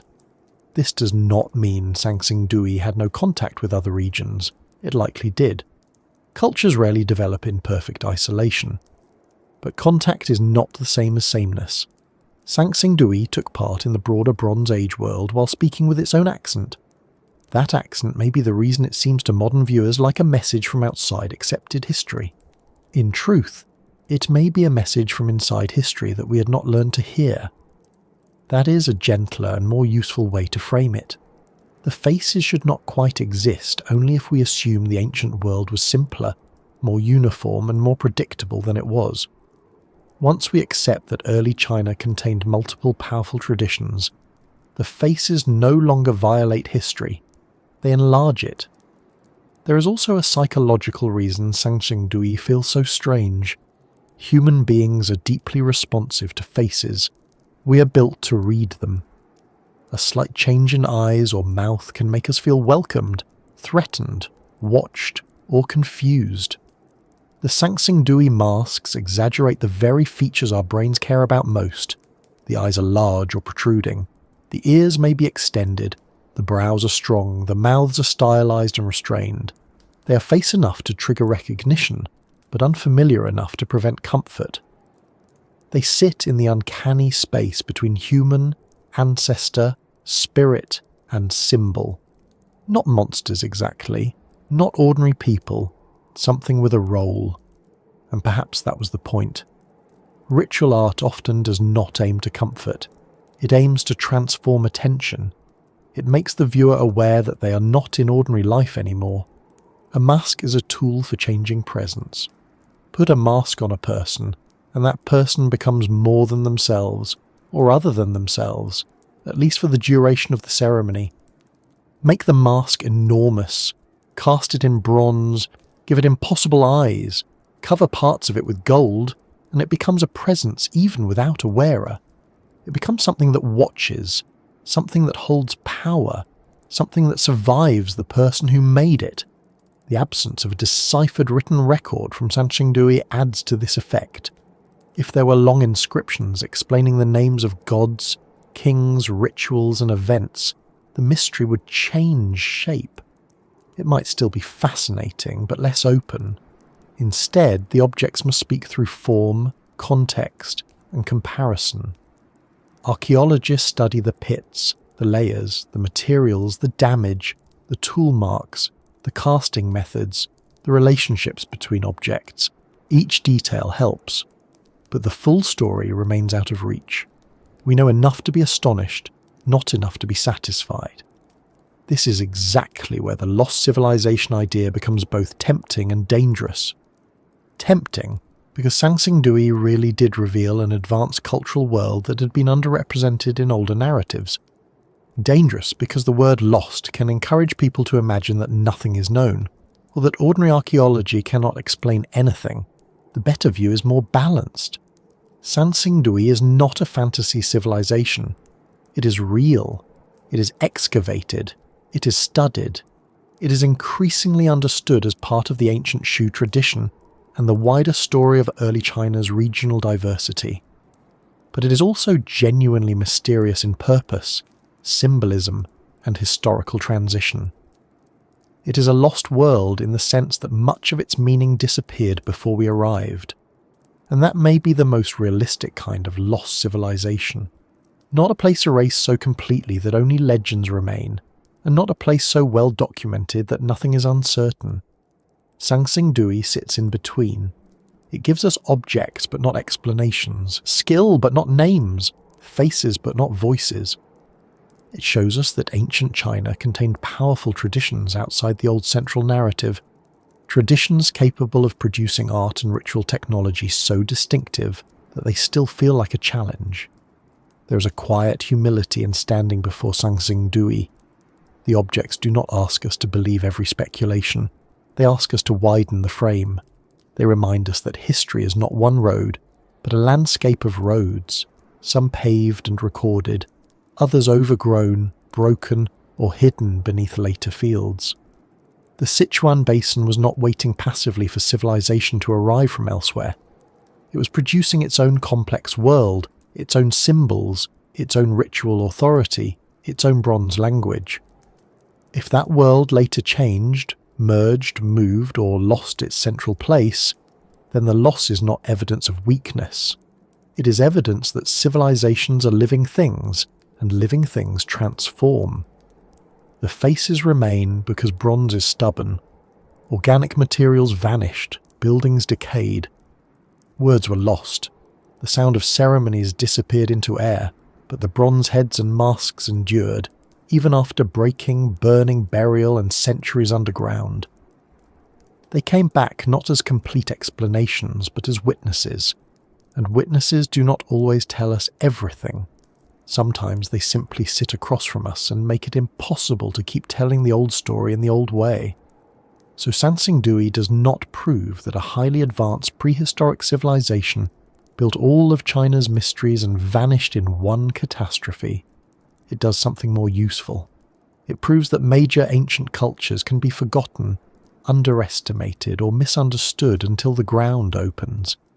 It proves that early China was more diverse than a simple dynastic timeline suggests. It proves that advanced ritual art and bronze technology could flourish in forms that still unsettle modern categories.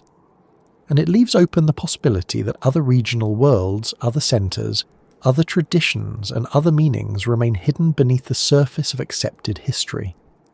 As the bronze faces recede into the half-light of the museum, and the sacrificial pits settle back into thought, the question begins to shift again. Stones, caves, mounds, and masks all show human skill in different forms. But behind skill, there is often story. People do not build, carve, bury, and sacrifice only because they know how. They do these things because they believe something about the world. They tell stories about founders, teachers, heavenly rulers, floods, dragons, and the first bringers of order. And in China, one of the oldest and most important of those figures waits near the boundary between myth and memory, a ruler said to have shaped civilization itself, a name that has travelled through thousands of years carrying inventions, battles, celestial associations, and the strange possibility that myth may sometimes preserve the outline of knowledge too old to explain directly. As the bronze faces of Sanxingdui fade into the half-light, we move from objects we can place behind glass to stories that have travelled for thousands of years without ever sitting still. This is a different kind of evidence. A stone can be measured, a cave can be mapped, a mound can be surveyed, a bronze mask can be weighed, scanned, dated, cleaned, and placed under museum lighting until it looks rather more comfortable than anything that's spent centuries underground has any right to look. But a myth is harder to handle. It changes shape, it gathers details, it drops others. It borrows from memory, ritual, politics, and imagination, then walks calmly into history wearing all of them at once. This is where we meet the Yellow Emperor Huangdi, one of the most important figures in Chinese tradition. He stands at the edge of history, like someone holding a lantern at the entrance to a very long tunnel. Behind him are the clearer dynasties, written records, names, dates, wars, reforms, and tombs. Before him is a deep, older world of culture heroes, tribal ancestors, divine rulers, dragons, battles, floods, inventions, and cosmic order. He is described as a ruler, an ancestor, a civilizer, a sage, and in some traditions something closer to a deity. He is not easy to classify, which is often a sign that a myth has been doing a great deal of work for a very long time. The Yellow Emperor is traditionally credited with an impressive list of inventions and cultural beginnings. Houses, carts, boats, weapons, writing, clothing, medicine, music, calendars, government, and other essentials of civilized life are, in different traditions, connected to him or to people around his court. His wife, Leizu, is often associated with the discovery of sericulture, the raising of silkworms and the making of silk. His ministers and helpers are linked to writing, mathematics, music, and tools of rule. It is a remarkably busy household. One imagines the Yellow Emperor's court less like a palace, and more like an extremely productive workshop, where every time someone popped out for tea, they returned to find that somebody had invented agriculture, astronomy, or a better hat. Of course, we should not read this as a literal report that one man personally invented almost everything before breakfast. Culture heroes often gather the achievements of many generations into a single figure. A society remembers the arrival of new technologies, but over time those changes become attached to a name. The name becomes a container. Into it go tools, rituals, victories, migrations, discoveries, and the memory of social order forming out of disorder. Huangdi is one of the largest containers in Chinese tradition. When later people spoke of him, they were not only talking about a person, they were talking about origins. That matters for our larger question because origins are where lost memories often hide. Myths about first rulers rarely preserve history in a clean, literal way. They do not behave like careful documents with tidy margins and proper dates. But they may preserve the feeling of a transition, before and after. Before houses, after houses, before writing, after writing, before organised rule, after organised rule, before chaos, after order. A culture may not remember every workshop, every inventor, every experiment or every failed prototype, and perhaps that is just as well, because a full list of failed prototypes would make even the calmest bedtime documentary rather heavy-going. But it may remember that once, long ago, knowledge arrived. The Yellow Emperor's world is full of this sense of arrival. He's associated with the central plane, with battles that establish order, with the defeat of rivals, and with the creation of systems that make society recognizable. In many accounts, he fights Qiyu, a powerful and strange opponent often linked with metal, weapons, fog, and fierce warlike power. The story varies, as myths politely refuse to stay in one version, but one famous theme is that Qiyu creates a thick fog during battle, confusing Huangdi's forces. In response, the Yellow Emperor is helped by a device known as the South-Pointing Chariot, a vehicle with a figure mounted on it whose arm always points south, allowing the army to find its way. Now, this is where the story becomes especially interesting for anyone thinking about ancient machines. The South-Pointing Chariot sounds almost like something from a lost engineering manual. Unlike a magnetic compass, in its later mechanical form it is often understood as a geared device that keeps a pointer facing a constant direction by responding to the rotation of the wheels. It is a machine of orientation, a way of preserving direction while moving through confusion. The idea is elegant, strange, and wonderfully practical. If you are lost in fog, a cart that knows south is more useful than a cart that only carries snacks, though ideally one might want both. Historically, the first reliably documented south-pointing chariot is associated much later with the engineer Ma Jun during the Three Kingdoms period, long after the legendary age of Huangdi. That is important. It means we should not simply say the Yellow Emperor definitely had such a machine in remote antiquity. The story may be a later projection, attaching a known or imagined technology to a legendary founding ruler. Ancient people did this often. If a device was impressive, why not connect it to the greatest ancestor? It is the same basic instinct that makes people attribute wise sayings to famous philosophers who probably never said them. A good idea wants a prestigious owner, but the legend is still fascinating. Even if the south-pointing chariot was not literally present in Huangdi's battle, the story tells us that ancient Chinese imagination linked rulership, technology, direction, and victory. It remembers the ruler not only as strong but as guided, not only as brave but as equipped with knowledge. The machine defeats confusion, order defeats fog, direction defeats chaos. This is exactly the sort of symbolic structure that myths use when they are trying to preserve something deeper than a technical instruction. If we are asking whether myths like Huangdi's may preserve memories of an advanced earlier civilization, this south-pointing chariot becomes a useful example. It could be read wildly as evidence that people in remote prehistory possessed complex machines later forgotten. That is possible in a very loose sense, because human beings are clever and ancient technology is often underestimated. But it is not something the evidence lets us claim firmly. A more careful reading is that the myth preserves a memory of technological power as part of a legitimate rule. The ideal ruler is the one who brings orientation, tools, measurement, and order. He does not merely command armies, he makes the world navigable. That is a powerful idea. Navigation is not just finding your way across a battlefield. It is knowing where you are in relation to heaven, earth, ancestors, seasons, rivers, and other people. Ancient states depend on navigation in many forms. They need calendars to plant and harvest. They need roads to move goods and soldiers. They need measurements for building. They need directions for ritual. They need maps, memory, astronomy, and signs.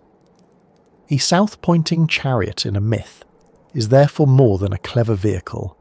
It is a symbol of a society learning to orient itself. The name Zhuanyuan, often associated with the Yellow Emperor, is itself linked in tradition with vehicles or chariots. This connection may not give us a mechanical blueprint, but it reinforces the theme. Huangdi is not only a ruler on a throne, he is connected with movement, vehicles, and the organization of space. Carts and boats are among the inventions traditionally credited to his age. These may sound simple compared with modern machines, but in the ancient world they were revolutionary. A cart changes how goods move. A boat changes how rivers and coastlines connect people. A chariot changes warfare, prestige, and speed. To us, a wheel may be a museum object or something under a suitcase at an airport. To an ancient society, wheeled transport could alter the scale of life. The deeper mystery is not whether the Yellow Emperor personally invented the wheel, the boat, or the chariot. It is why later tradition remembered the beginning of civilization as a burst of technologies. Myths of Huangdi do not simply say, once there was a good ruler. They say, once there was a ruler under whom the tools of ordered life appeared. This feels like cultural memory of a major transformation. At some point, communities became more complex. Technologies accumulated. Ritual systems expanded. Political authority grew. Specialists emerged. Calendars mattered more. War became more organized. The world became, in a sense, engineered. If there was a lost layer of advanced knowledge in ancient China, it may survive in exactly this form.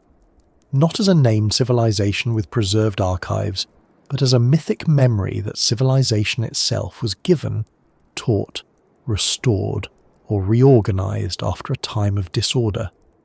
The Yellow Emperor is not alone in this.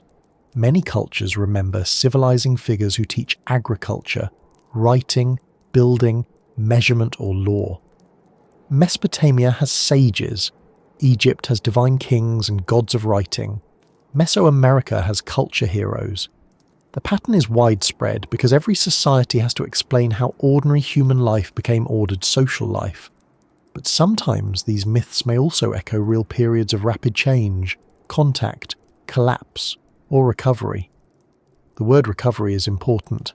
A culture hero can represent invention, but also restoration. If a catastrophe had disrupted an earlier world, later generations might remember the return of knowledge as if it came from one founder. Imagine a society after flood, migration, drought, warfare, or collapse. Old skills survive unevenly. Some groups remember farming techniques, others preserve metalworking, others keep astronomical rituals, others know boat building, medicine, or methods of measuring land. Over generations, as order returns, the scattered skills are gathered into a new cultural story. Eventually, one ancestral figure is credited with bringing them all, not because one person did, but because memory likes a face. This gives us a careful way to think about ancient machines in myth. A machine in a legend does not have to be a literal surviving device from an unknown high-tech civilization. It may be a symbol of recovered expertise. The south-pointing chariot may represent orientation technology, mechanical imagination, military organization, and the victory of knowledge over confusion. The stories of carts and boats may remember transport revolutions. The stories of writing may preserve the shift from oral memory to recorded administration. The stories of calendars may preserve the transition from seasonal observation to formal timekeeping. These are not small things. They are the foundations of civilization. At the same time, one should not underestimate ancient mechanics. The later documented south-pointing chariot shows that Chinese engineers could conceive of complex mechanical devices using gears and motion transfer. Ancient China produced sophisticated technology over many periods: bronze casting, silk production, hydraulic engineering, astronomical instruments, seismological devices, clocks, compasses, paper, printing, gunpowder, and much else. Some of these are later than Huangdi by thousands of years, of course, but they show a long cultural respect for practical invention. When a civilization later becomes famous for devices that measure, indicate, calculate, or transform, it is not surprising that its myths would place invention near the beginning of time. There is a subtle danger, though, in using later achievements to fill earlier gaps. Because China developed remarkable technologies historically, it is tempting to push that technological brilliance backward into mythic ages and say, perhaps they had all of this before the records began. Perhaps they did, in simpler or different forms. But perhaps the myths are doing what myths usually do, making cultural values ancient. If invention is valued, the first ancestor becomes an inventor. If order is valued, the first ruler becomes the bringer of order. If direction is valued, he receives a machine that points south through fog. The myth tells us what a culture admired, even if it does not tell us exactly what stood on the battlefield. The Yellow Emperor is also tied to medicine through the famous Huangdi Neijing, the Yellow Emperor's inner classic, a foundational text of Chinese medical theory framed as dialogues involving Huangdi. The text itself is not from the remote mythic age. It belongs to much later intellectual traditions. But the choice to place medical wisdom in the mouth of the Yellow Emperor is revealing. It turns medicine into ancient knowledge. It says that understanding the body, cycles, balance, and nature belongs to the deepest roots of civilization. Once again, Huangdi functions as a source, a beginning, a place where later knowledge can be anchored.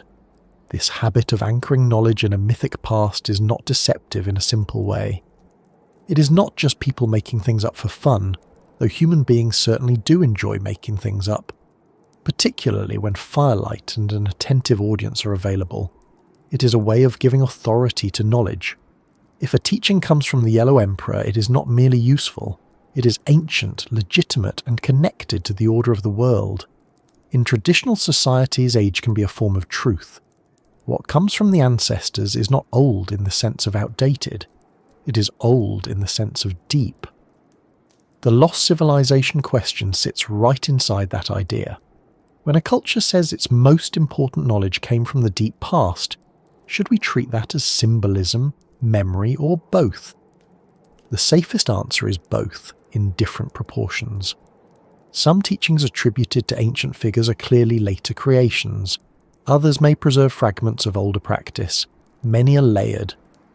A mythic ruler may begin as a deity, become an ancestor, become a historical king, become a national symbol, and then become a character in popular imagination. Each age adds something. The original core becomes difficult to see, like an old bronze mask covered with centuries of polish, damage, repair, and interpretation. Huangdi's association with the centre and the colour yellow also matters. In Chinese cosmology, colours, directions, elements, seasons, and rulers can be linked in ordered systems. Yellow is associated with Earth and the centre. The Yellow Emperor, then, is not merely a man wearing an unusually specific colour preference. He becomes a cosmic ruler of centrality. He stands at the middle, organising directions around him. This connects beautifully, and perhaps not accidentally, with the idea of the south-pointing chariot. The ruler at the centre needs a world of directions. To govern is to orient, to civilise is to arrange. A lost civilization, if remembered through Huangdi, would therefore not necessarily appear as a tale of metal aircraft or glowing engines. It might appear as a memory of orientation systems, calendars, directions, central places, ritual geometry, landscape order, and machines or symbols that establish where south is, where heaven is, where the ruler belongs, and where people should place themselves in relation to all of it. This kind of knowledge leaves traces in tomb layouts, city plans, roads, altars, mound orientations, and mythic language.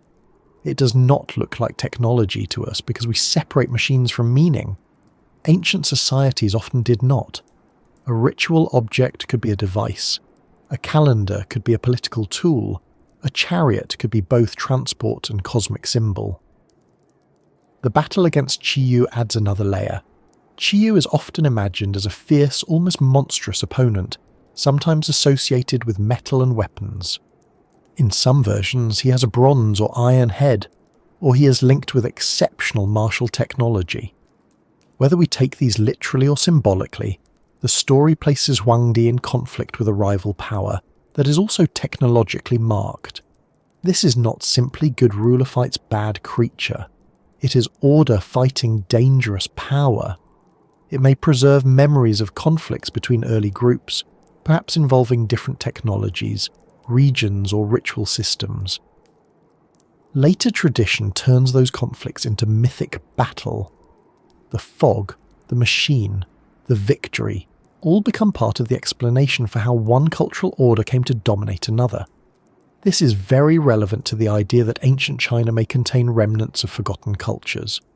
When one culture absorbs another, the defeated side often survives in myth as a monster, rebel, giant, demon, or strange rival. Their technologies may become magical. Their leaders may become supernatural. Their symbols may become dangerous or exotic. The winner becomes ancestor. The loser becomes legend. It happens all over the world. So when we read stories of Huangdi and Qiyu, we can wonder, carefully, whether they preserve echoes of real encounters between ancient groups whose identities are now blurred beyond recognition. Not every monster is a memory of a vanished civilization, of course. Sometimes a monster is simply a monster, and a very useful one if you need to keep children away from a swamp. But in early state mythology, monstrous enemies often do social work. They mark the boundary between order and chaos, centre and outside, legitimate rule and dangerous opposition. If Qiyu was connected in memory with metalworking, weapons, fog, or strange powers, Perhaps later storytellers were remembering a rival tradition that seemed both impressive and threatening. In that sense, the myth may preserve not a machine exactly, but the anxiety produced by someone else's knowledge. The Yellow Emperor's stories also raise the question of suddenness. Many origin myths make civilization seem to arrive all at once.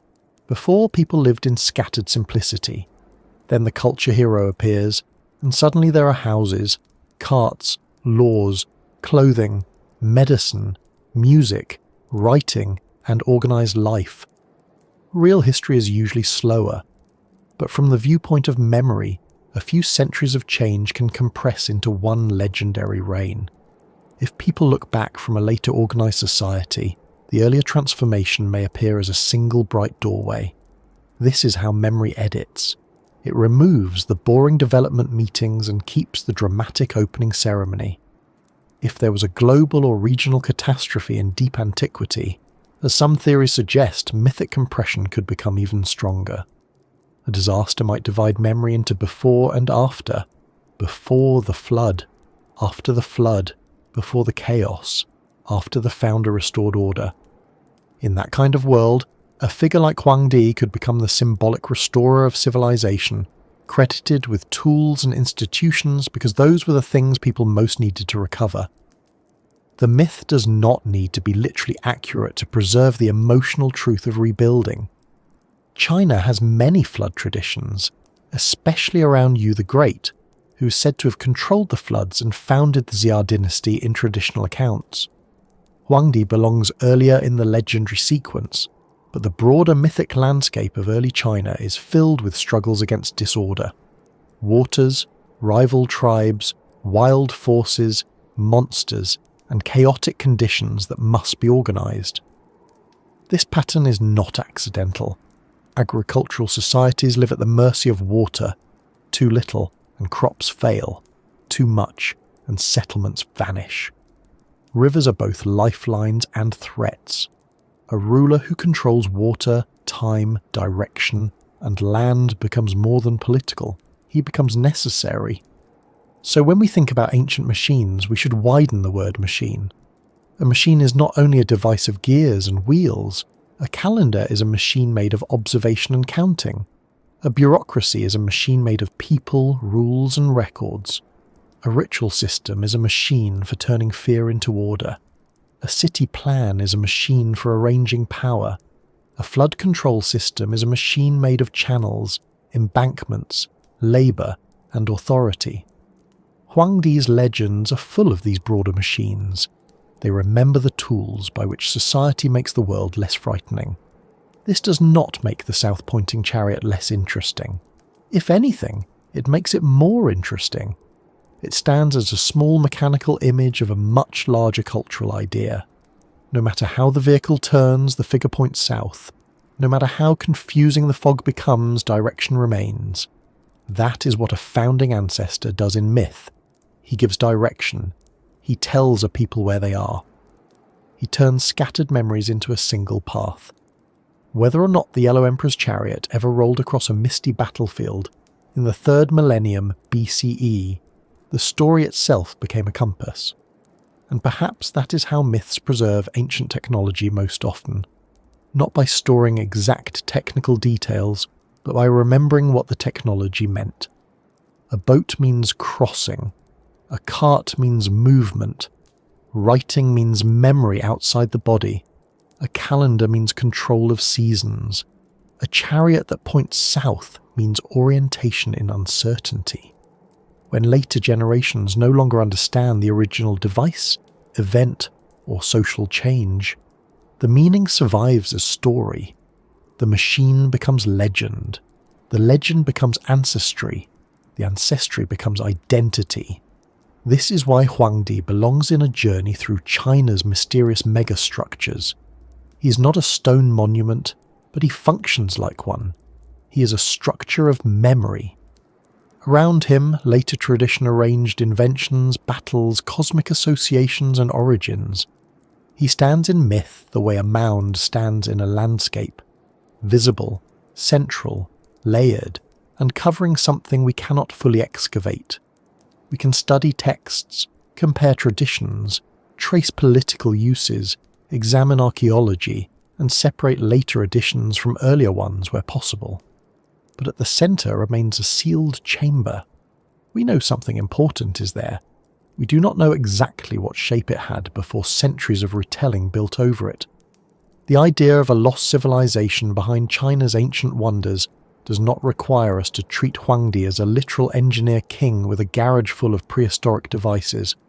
It asks us to consider whether these legends are cultural fossils, not fossils of bones but fossils of transitions.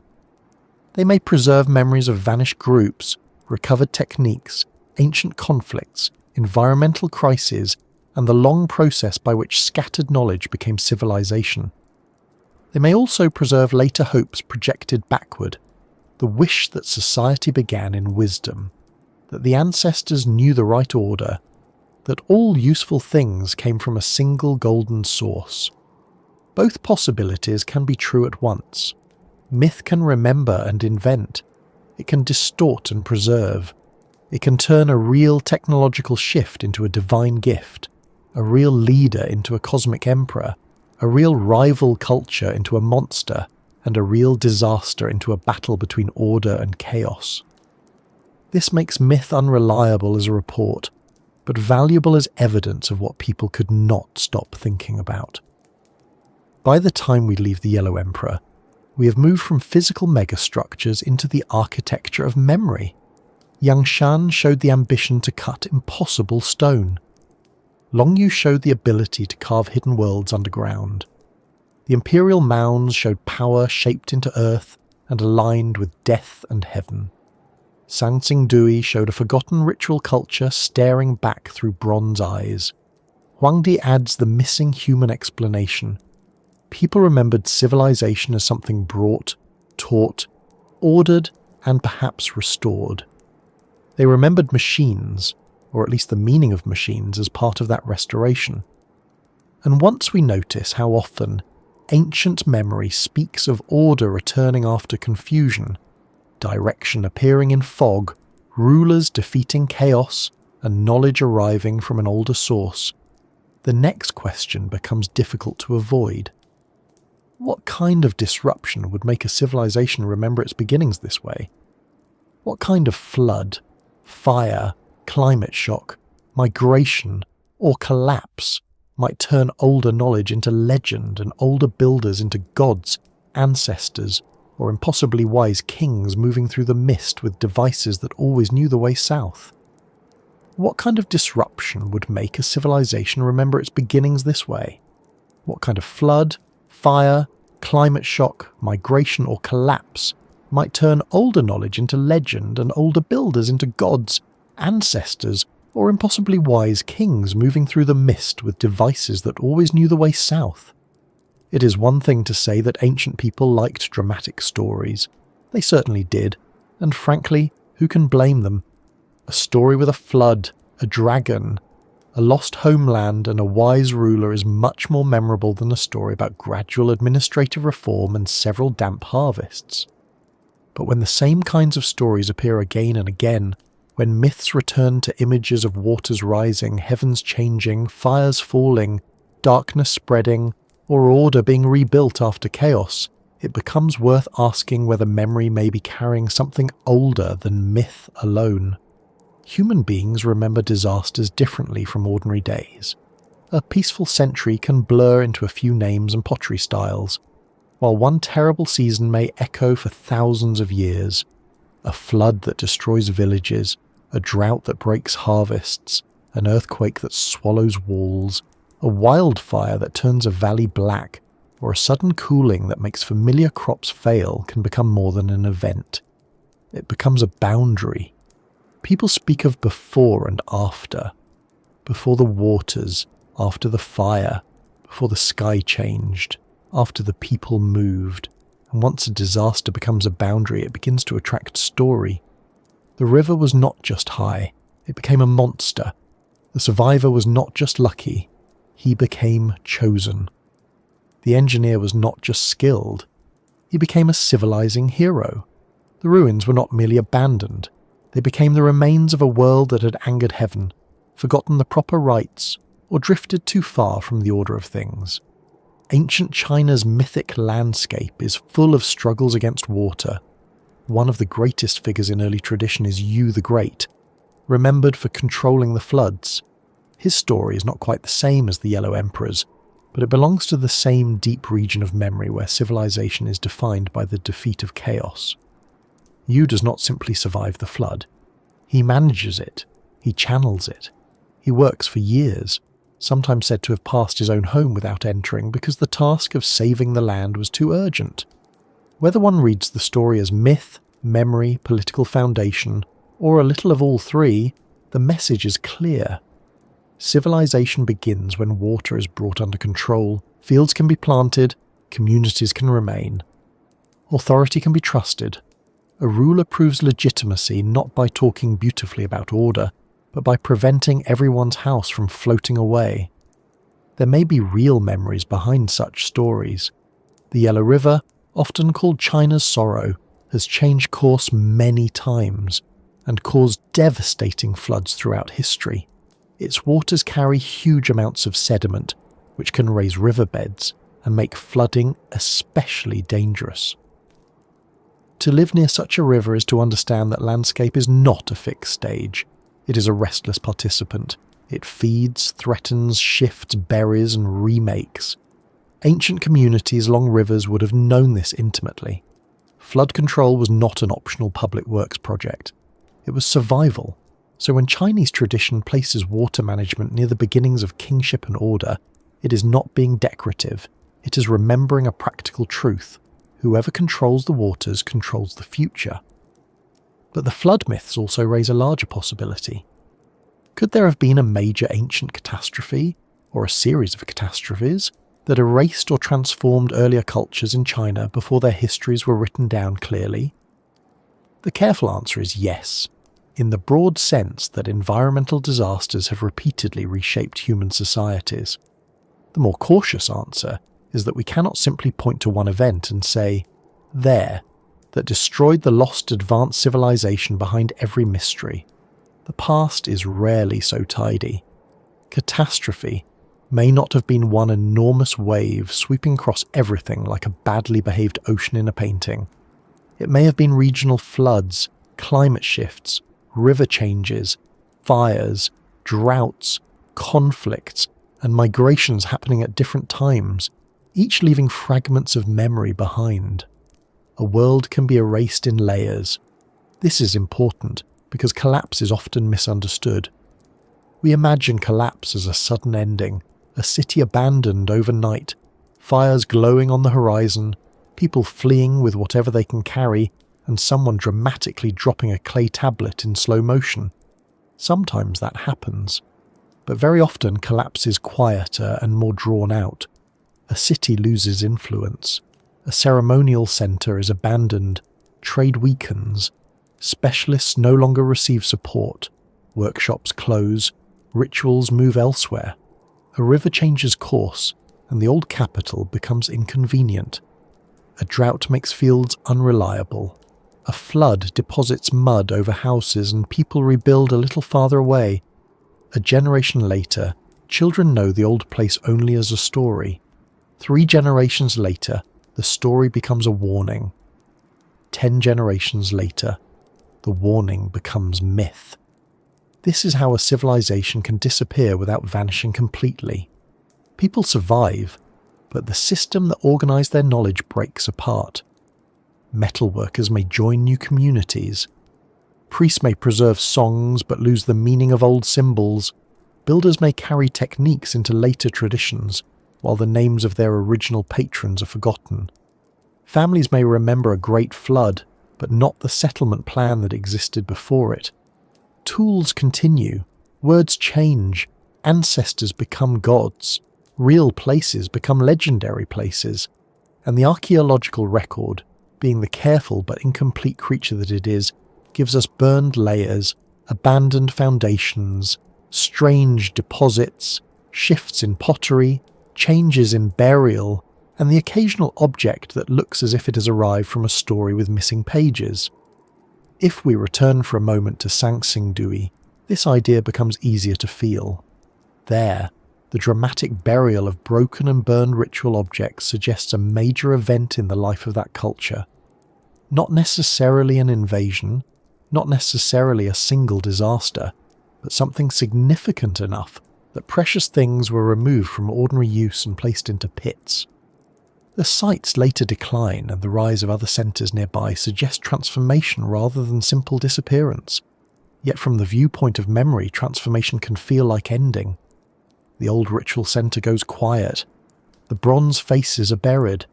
The ceremonies stop.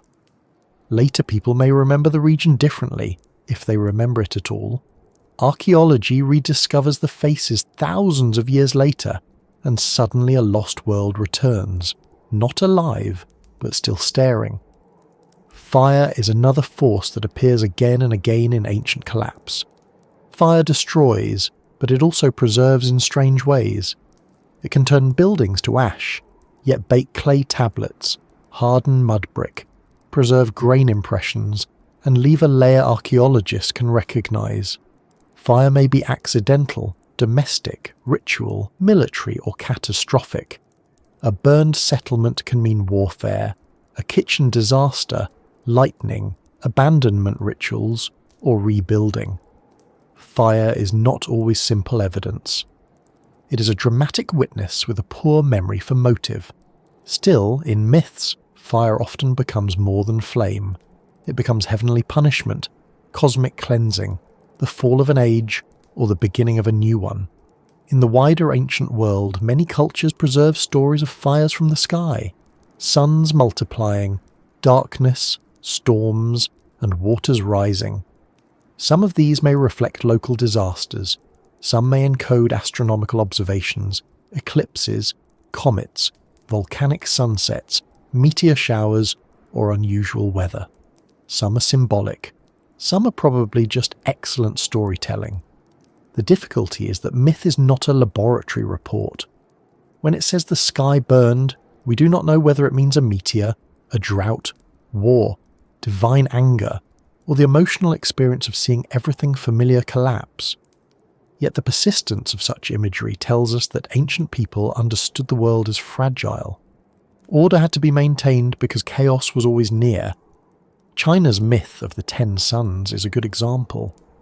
In one famous version, 10 suns once appeared in the sky, scorching the earth, until the archer Hou Yi shot down 9 of them and saved the world. This is not evidence that there were literally 10 suns, unless the universe was having a very unusual morning.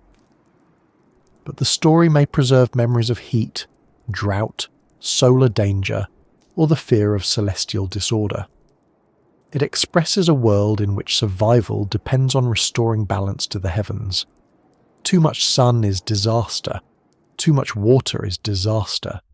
Civilization lives in the narrow middle, where light, rain, soil, and human labour cooperate just enough to keep dinner possible. That narrow middle is more fragile than it feels. Agricultural societies depend on timing. Rain must come, but not too much. Rivers must rise, but not destroy. Frost must end. Heat must not linger too long. The calendar must be watched. Seeds must be saved. Storage must last. When climate shifts even slightly, the consequences can spread through everything. A few bad seasons can weaken communities. A decade of instability can redirect migration.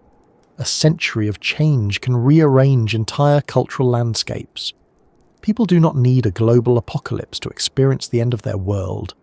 A local river moving away from a settlement can be enough. A flood burying fields can be enough.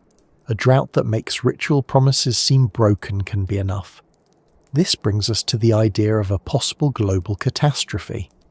In many alternative histories, one finds the suggestion that a major worldwide event, perhaps a flood, comet impact, climate shift, or sudden natural disaster, destroyed a highly advanced civilization in remote antiquity, leaving only scattered monuments and myths. It is an attractive idea because it gives the world's mysteries a single key. Why are there megaliths in many places? Lost civilization? Why flood myths across cultures? Global catastrophe? Why ancient monuments aligned with the sky? Forgotten advanced knowledge? Why do some artifacts seem unexpectedly sophisticated? Survivors passing down fragments. It is a neat story, and neat stories are very comfortable, rather like slippers for the imagination. But history, unfortunately or perhaps fortunately, rarely fits into slippers. A single global catastrophe may be too simple. The Earth has seen many dramatic events, including climate shifts at the end of the last ice age, rising seas, changing rainfall patterns, volcanic eruptions, earthquakes, tsunamis, and regional collapses. Sea levels rose dramatically after the ice age, drowning coastal landscapes where human communities may once have lived. Rivers changed, environments transformed, people adapted, moved, or died. This does not automatically prove a lost high-tech civilization, but it does remind us that large parts of the ancient human world may now lie underwater, buried in sediment, or erased by later change. The map of surviving evidence is not the map of everything that existed. China's ancient heartlands were shaped by rivers, loess, monsoon patterns, mountains, and basins. These are dynamic environments. The Yellow River can flood and shift. The Yangtze Basin supports rich cultures, but also carries immense hydrological power. Sichuan is fertile but enclosed, crossed by rivers and vulnerable to seismic and environmental change. Coastal regions faced rising seas in deep prehistory. If complex societies or proto-civilizations existed in vulnerable zones, some would have left faint traces. Wood rots, earth erodes, floods bury. Later cities build over older ones. The ground is not a museum shelf. It is more like a busy kitchen drawer where useful things, broken things, and mysterious old keys are all mixed together. A catastrophe capable of erasing a world does not need to erase all people. It only needs to erase continuity. This is a key point. Suppose a culture has skilled astronomers, builders, metal workers, ritual specialists, navigators, and administrators. Then suppose floods, drought, conflict, or social disruption break the institutions that support those specialists. The people may survive, but their system of knowledge may not. A metalworker can teach a child, but only if there is ore, fuel, demand, and social stability. A surveyor can align a monument, but only if someone can organize the work. A priest can preserve a calendar, but only if the community still trusts the ritual order. Knowledge is not stored only in minds. It is stored in institutions, tools, habits, apprenticeships, and reasons to keep practicing. Remove those, and knowledge fades. This may be one of the most realistic ways an advanced ancient culture could disappear. Not by a single explosion, not by dramatic divine punishment, but by the slow breaking of the networks that made its achievements possible. The monuments remain because stone and earth are stubborn. The knowledge becomes myth because stories are easier to carry than engineering manuals. The survivors remember that the old ones knew how to build, how to read the sky, how to move stone, how to command water, how to speak with ancestors, how to point south in fog. After enough time, those old ones become more than human. They become sages, emperors, immortals, or beings with strange faces and impossible tools. In this light, catastrophe and myth are not opposites. Catastrophe creates myth because it demands explanation. If a flood destroys the old settlement, people ask why. If the sky darkens after a volcanic eruption far away, people ask what has happened to heaven. If crops fail, people ask which ritual was neglected. If a powerful centre collapses, later generations ask why the ancestors left. Myth answers in human terms. It gives disaster a shape that can be remembered. It turns environmental trauma into story, and story into cultural memory. There is also a practical reason flood myths endure. Floods leave survivors. Unlike some disasters, a flood may destroy buildings but spare people who reach higher ground. Those survivors carry vivid memories. They remember the speed of the water, the sound, the loss, the bodies, the mud, the smell afterward, the strange objects found in trees, the house is gone, the fields buried. Children hear the story, then their children hear it. Over centuries, the flood grows larger in memory, not necessarily because people lie, but because the meaning grows. A flood that destroyed one valley becomes the flood that destroyed the world, because for the people who lived there it did. This is why we must be careful with the phrase global catastrophe. Many cultures have world-destroying stories because many cultures lived in worlds small enough to be destroyed locally. If your world is a river valley and the valley floods, then the world has flooded. If your world is a coastal plain and the sea takes it, then the world has ended. Later readers, looking across many traditions, may see a global event. Sometimes there may indeed have been widespread environmental shifts behind them. Other times, the pattern may come from the fact that water is a common human danger and human memory has common habits. Still, the possibility of widespread disruption should not be dismissed. The end of the Ice Age transformed coastlines everywhere. Monsoon systems shifted over millennia. Droughts and floods affected ancient states repeatedly. Archaeology has shown many cases where environmental stress contributed to cultural change. In China, early societies had to respond again and again to water, climate and landscape instability. If earlier complex cultures existed before the best-known dynastic periods, some may have been damaged or absorbed by these changes. Their memories could have entered later traditions as stories of ancient rulers who restored order after chaos. The Chinese idea of the mandate of heaven also belongs to a world where natural disaster and political legitimacy are linked. In later historical periods, floods, droughts, earthquakes, eclipses, and famines could be interpreted as signs that a ruler had lost heaven's favour. This does not mean people lacked practical understanding. It means the natural and political worlds were morally connected. If the land suffered, the ruler's order was questioned. This way of thinking may have deep roots. In a society where flood control is essential, the ruler who fails against water fails not just technically, but cosmologically. The river becomes a political critic, and a very persuasive one. Seen from that perspective, myths of flood control and cosmic order may preserve memories of real political transformation. A leader who organised water management could become a founder. A dynasty that failed during disaster could be remembered as corrupt or doomed. A culture that survived catastrophe could claim that heaven supported it. A rival group defeated in crisis might be recast as monstrous. Disaster does not simply destroy societies, it rearranges legitimacy.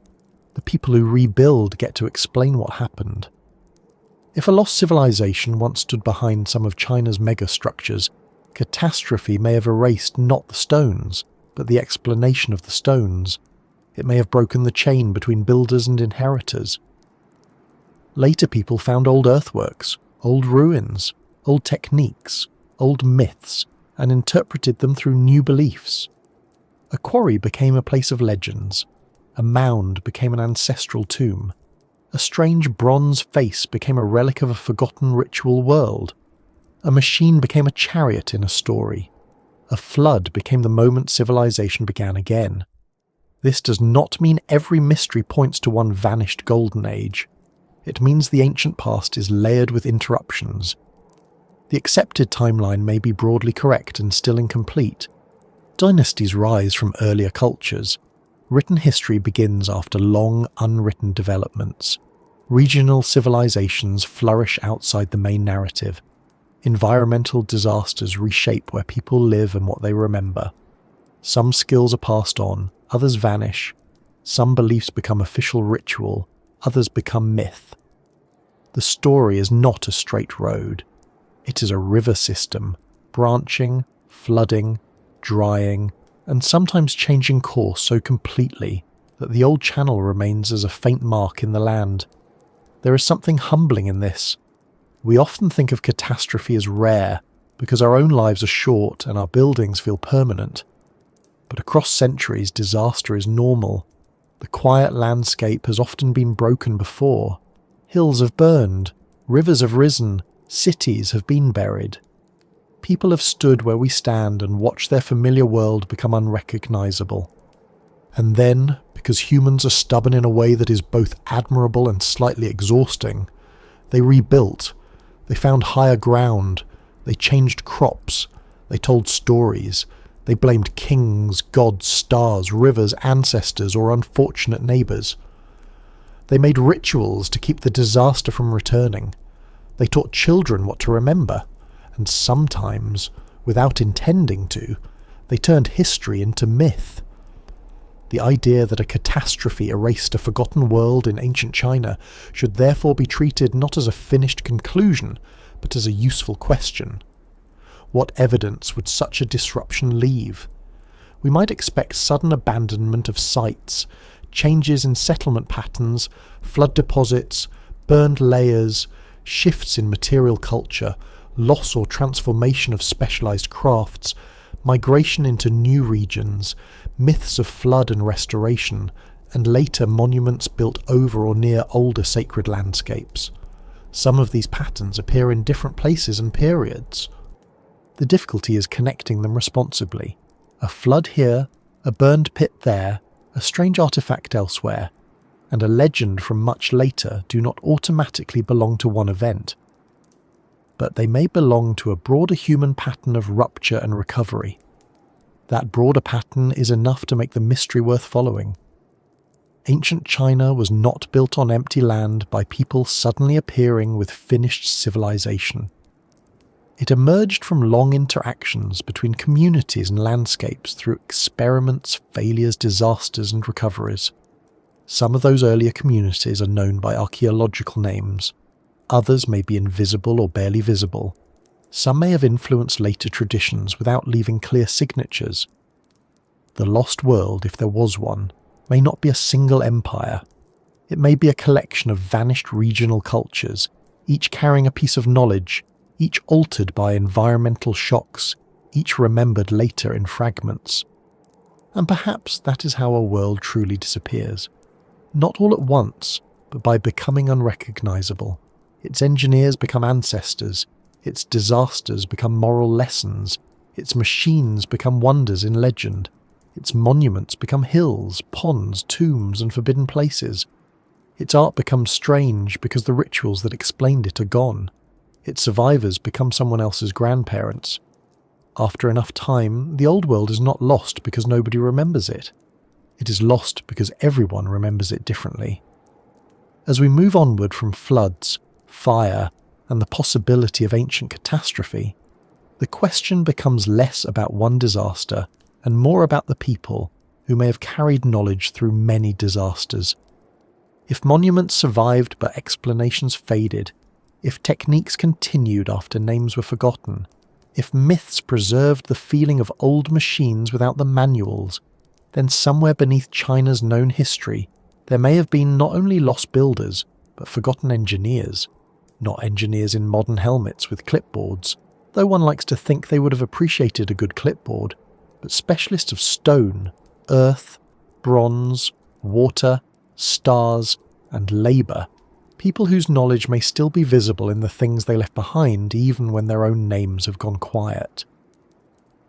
Not engineers in modern helmets with clipboards, though one likes to think they would have appreciated a good clipboard, but specialists of stone, earth, bronze, water, stars, and labour. People whose knowledge may still be visible in the things they left behind even when their own names have gone quiet. This is where the story becomes less about single monuments and more about the hidden systems behind them. A giant stone at Yangshan is impressive because it is huge. A cave at Longyou is impressive because it is hollowed from the earth. A mound near Xi'an is impressive because it turns burial into landscape. A bronze face at Sanxingdui is impressive because it carries a forgotten ritual presence through metal. But behind all of these things were people who knew how to plan, measure, organise, test, fail, adapt, and try again. They were not always called engineers in their own time, and many of them probably did not think of themselves as anything so grand.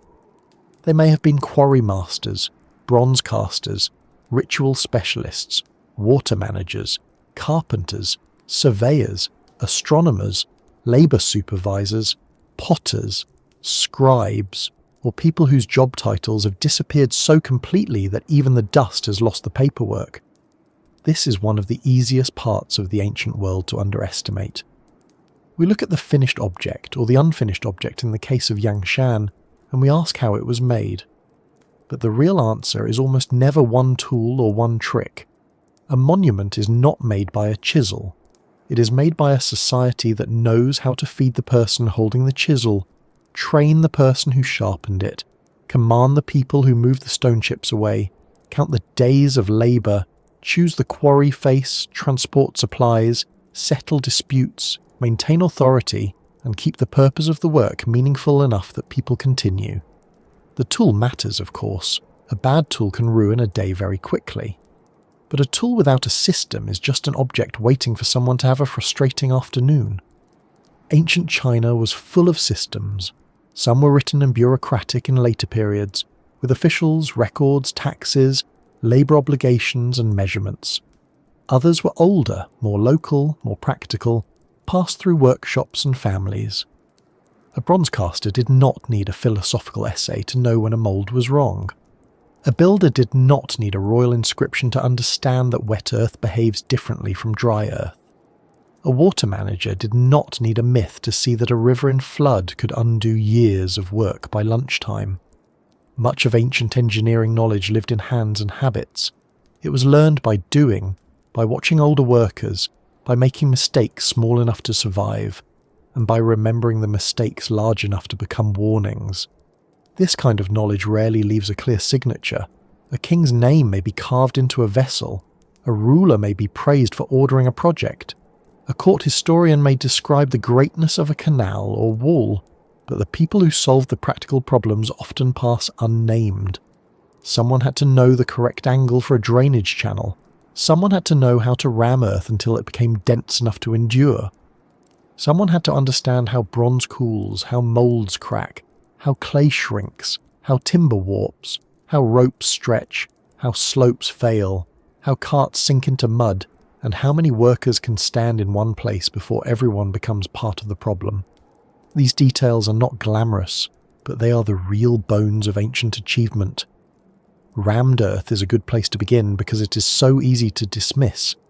Earth sounds simple. Earth is what gets on shoes. Earth is what houseplants use while quietly judging us from the windowsill. But rammed earth, properly made, is a technology. Soil must be selected, sometimes mixed, dampened, placed in layers, compacted with repeated force, and contained within temporary frames. The result can be dense, hard, and durable. Ancient Chinese builders used rammed earth for walls, platforms, city foundations, palaces, and tomb structures across long periods. It was local, efficient, scalable, and strong. It allowed builders to create enormous forms without needing to quarry and move vast quantities of stone. In a landscape where loess and other suitable soils were available, earth was not the poor cousin of stone. It was the material that made scale possible. The great mounds near ancient capitals become more interesting when seen this way. They are not just burial hills, they are products of earth engineering, layer after layer, basket after basket, worker after worker, compaction after compaction. To raise a mound and keep its shape, to create platforms, walls, and enclosed precincts, to manage drainage so water did not destroy the structure, to place chambers beneath or within the earth, all of this required experience. A mound that survives for 2,000 years has not survived only because it was large. Large things can collapse very impressively. It survived because people knew how to build with earth in a way that made endurance likely, and endurance was part of the message. A ruler did not want a tomb that looked magnificent for a rainy season and then slumped into a tragic pudding. Monumental earthwork required planning beyond the moment of construction. It had to meet time as a material. Rain, roots, erosion, freeze, heat, settlement, animal burrows and human disturbance would all come later. The builders may not have understood these processes in modern scientific language, but they understood them from experience. Ancient engineering often worked by accumulated observation. People did not need equations to notice that a wall failed when made too steep, or that a drainage ditch prevented a platform from softening. They watched, remembered, and adjusted. Water engineering takes us even deeper into this hidden world of practical intelligence. China's ancient landscapes were shaped by rivers that could nourish or destroy. To control water was to make civilization possible. This is where the engineer becomes almost a culture hero, because managing water is not only technical, it is social and political. A canal, dam, levee, reservoir, diversion, or irrigation system requires cooperation over distance and time. Upstream decisions affect downstream fields. Maintenance must continue after the original builders are gone. A community can celebrate the opening of a water system, but if nobody clears silt, repairs damage, and manages flow, the celebration becomes a very wet historical footnote. Think of the ancient builders at Longyou, long before Imperial China, working in the lower Yangtze region, with water, rice cultivation, platforms, city planning, and social hierarchy. The site shows that complex organisation existed in Neolithic China at a scale that would have surprised older, simpler models of history. Water management was not an accessory there, it was central. The builders had to understand terrain, rainfall, storage, drainage, and the relationship between settlement and wetland environment. They were not just living near water, they were arranging life around it. A society that can do that is already thinking like engineers, even if its tools are wood, earth, stone, and human coordination rather than steel and concrete. Then, much later, there is Duzhangyan in Sichuan, one of the clearest examples of ancient Chinese water engineering still admired today. Instead of simply blocking the river with a dam, the system used the natural topography and flow of the Minjiang River to divide water, control flooding, reduce sediment problems, and irrigate the Chengdu Plain. It is not mysterious in the sense of unknown, its historical tradition is known, but it is mysterious in the more useful sense that it reveals how refined ancient engineering could be when it worked with the landscape rather than against it. The idea is elegant. Do not merely stop the river, persuade it, divide it, guide it, let the land's own form help solve the problem. This is not brute force. This is patient intelligence wearing a work coat. This matters for the lost civilization question, because some of the most advanced ancient knowledge may have looked like harmony with natural systems. Modern people often imagine advanced technology as something that dominates nature loudly. Engines, drills, towers, explosions, machines that hum and blink and occasionally require a manual no one reads. But ancient engineering often worked through careful attention to terrain, seasons, materials, and labour. A water system could be advanced because it needed less force, not more. A mound could endure because it understood drainage. A city could last because it was placed correctly.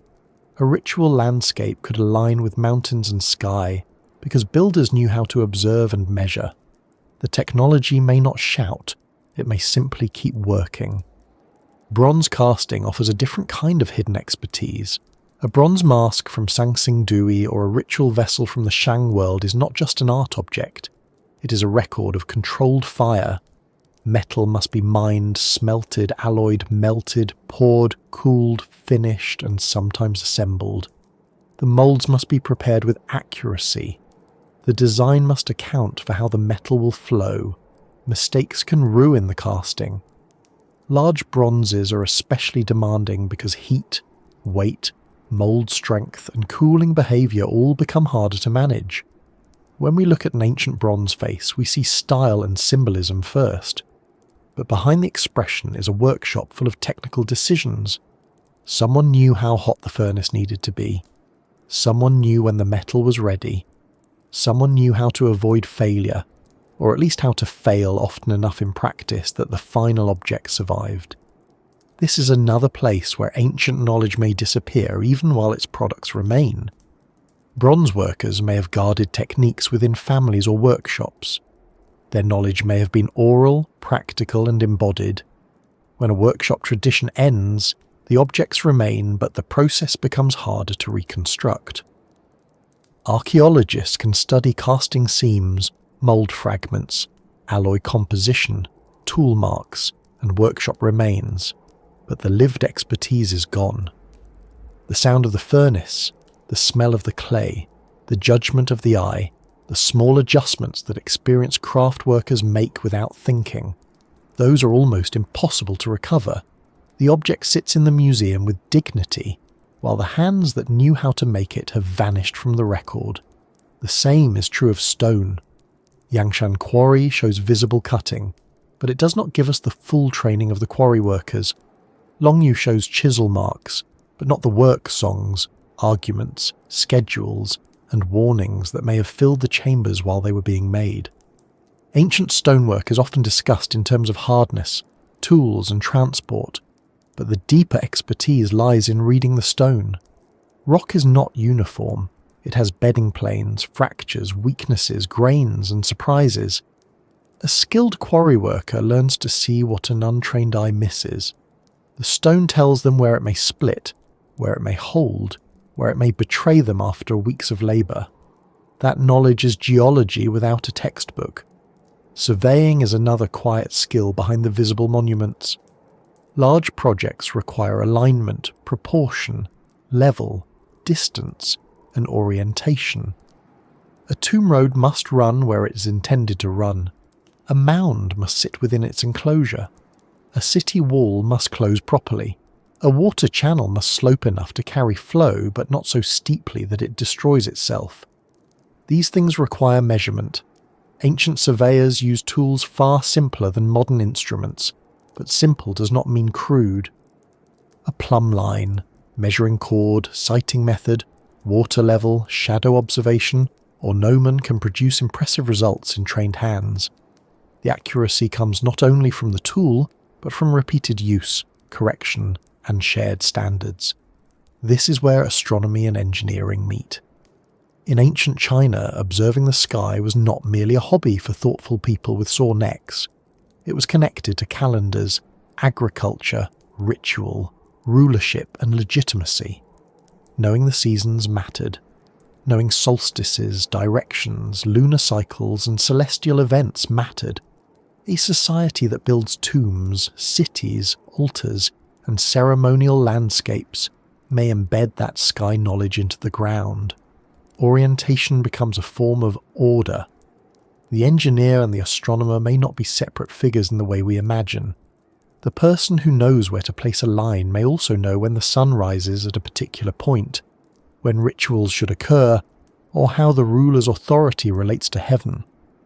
This is why the idea of forgotten engineers beneath history is so rich. We're not only talking about people who made things stand up. We're talking about people who connected material action to cultural meaning. The builder of a tomb mound was not merely solving a structural problem, he was helping create an afterlife geography.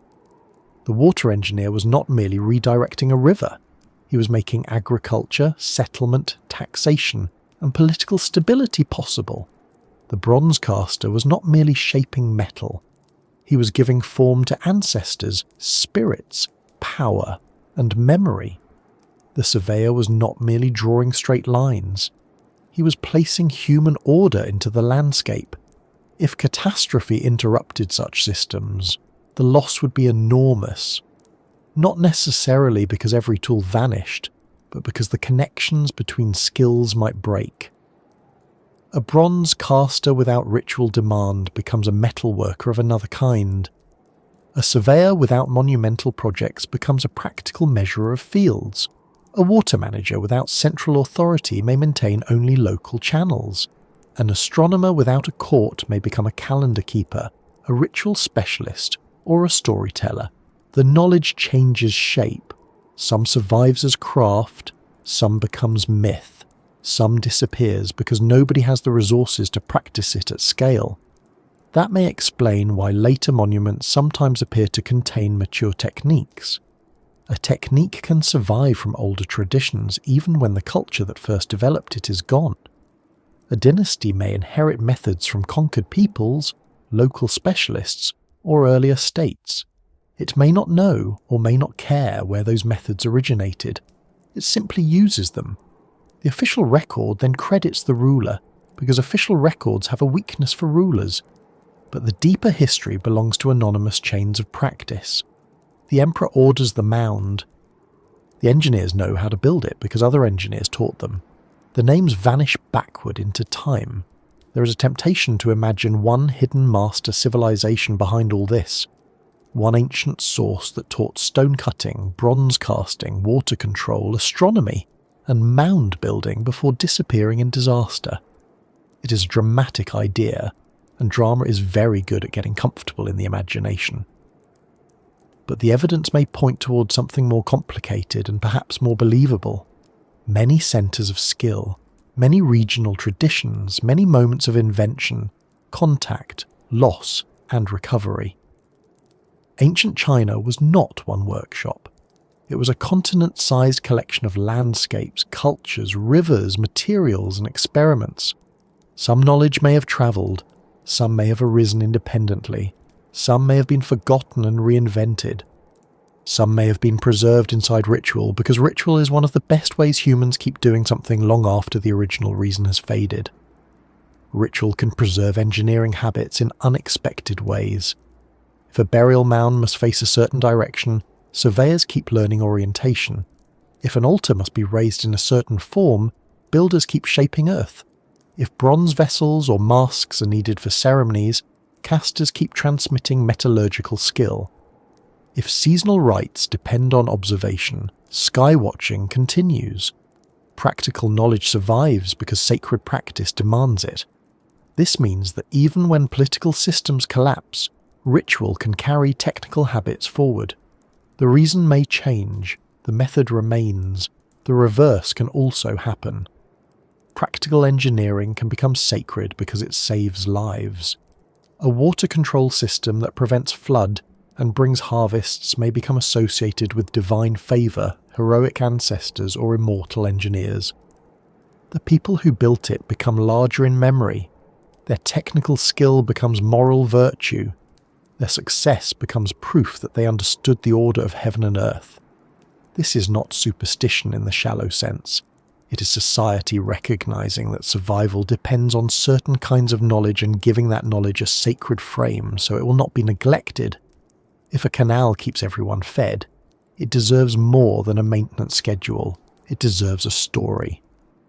Forgotten engineers may therefore survive in legends as sages, immortals, ministers, divine helpers, or impossible rulers. The Yellow Emperor's helpers use flood work, the clever inventors attached to ancient courts, the nameless creators of ritual objects, all may preserve the idea that civilization depends on specialists. Later myths compress these specialists into a few memorable figures. That is how a whole profession can become one name. It is efficient, though rather unfair to everyone else in the department. The archaeological record gives us glimpses of these people without introducing them. A mould fragment says there was a caster. A levee says there was a planner. A city wall says there was labour organisation. A quarry mark says there was a tool worker. A jade object says there was a specialist with skill, time and patronage. A road says there was surveying and maintenance. A tomb says there were builders, ritual experts, and a society willing to invest in the dead. Every ancient object is crowded with absent people. This is also why the idea of advanced ancient technology should be handled with care. If by advanced we mean identical to modern industry, the evidence does not support that. But if by advanced we mean highly developed within its own materials, environment and social needs, then ancient China was full of advanced technologies, rammed earth at scale, bronze casting, water management, silk production, jade carving, road building, city planning, astronomical observation, administrative coordination. These are not primitive achievements.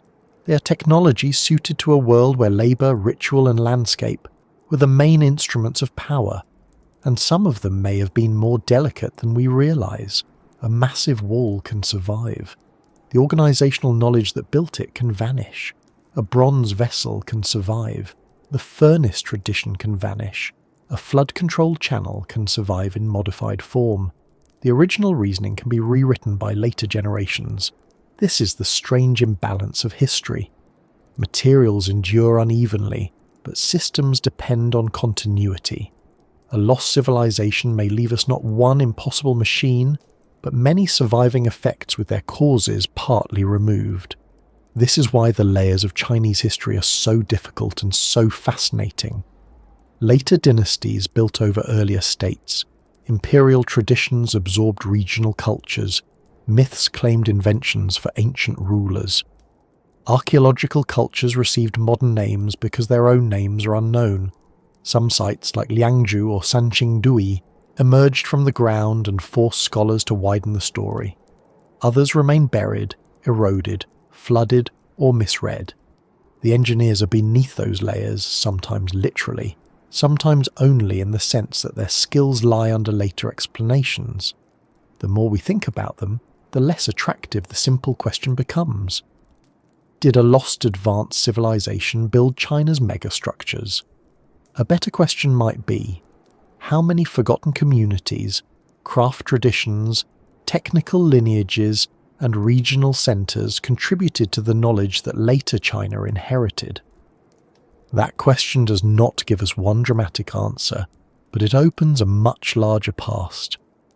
It lets us see civilization not as a single torch passed neatly from one hand to another, but as many small fires, some merging, some going out, some carried through storms in covered bowls by people who probably did not know they were preserving history.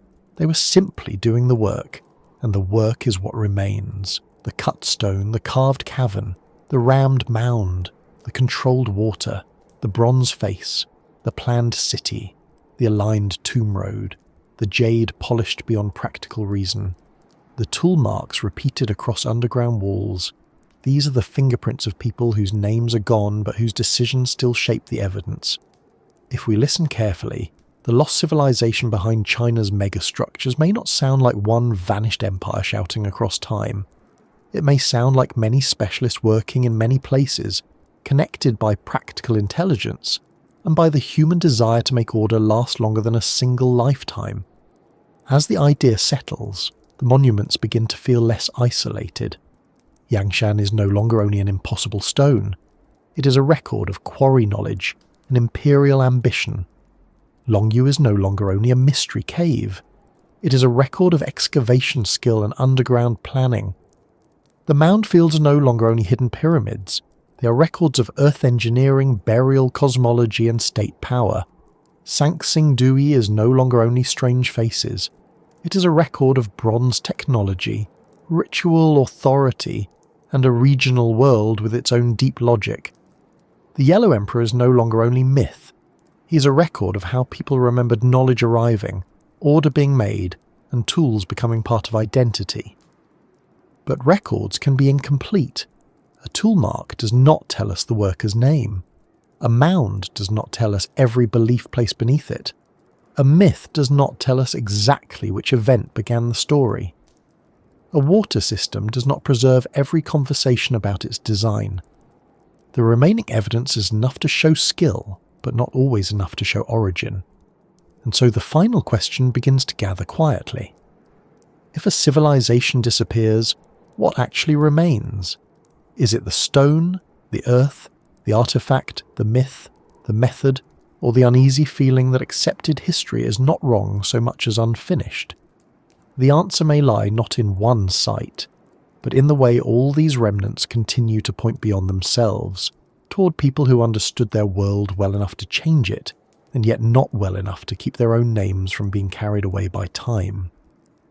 The answer may lie not in one site, but in the way all these remnants continue to point beyond themselves, toward people who understood their world well enough to change it, and yet not well enough to keep their own names from being carried away by time.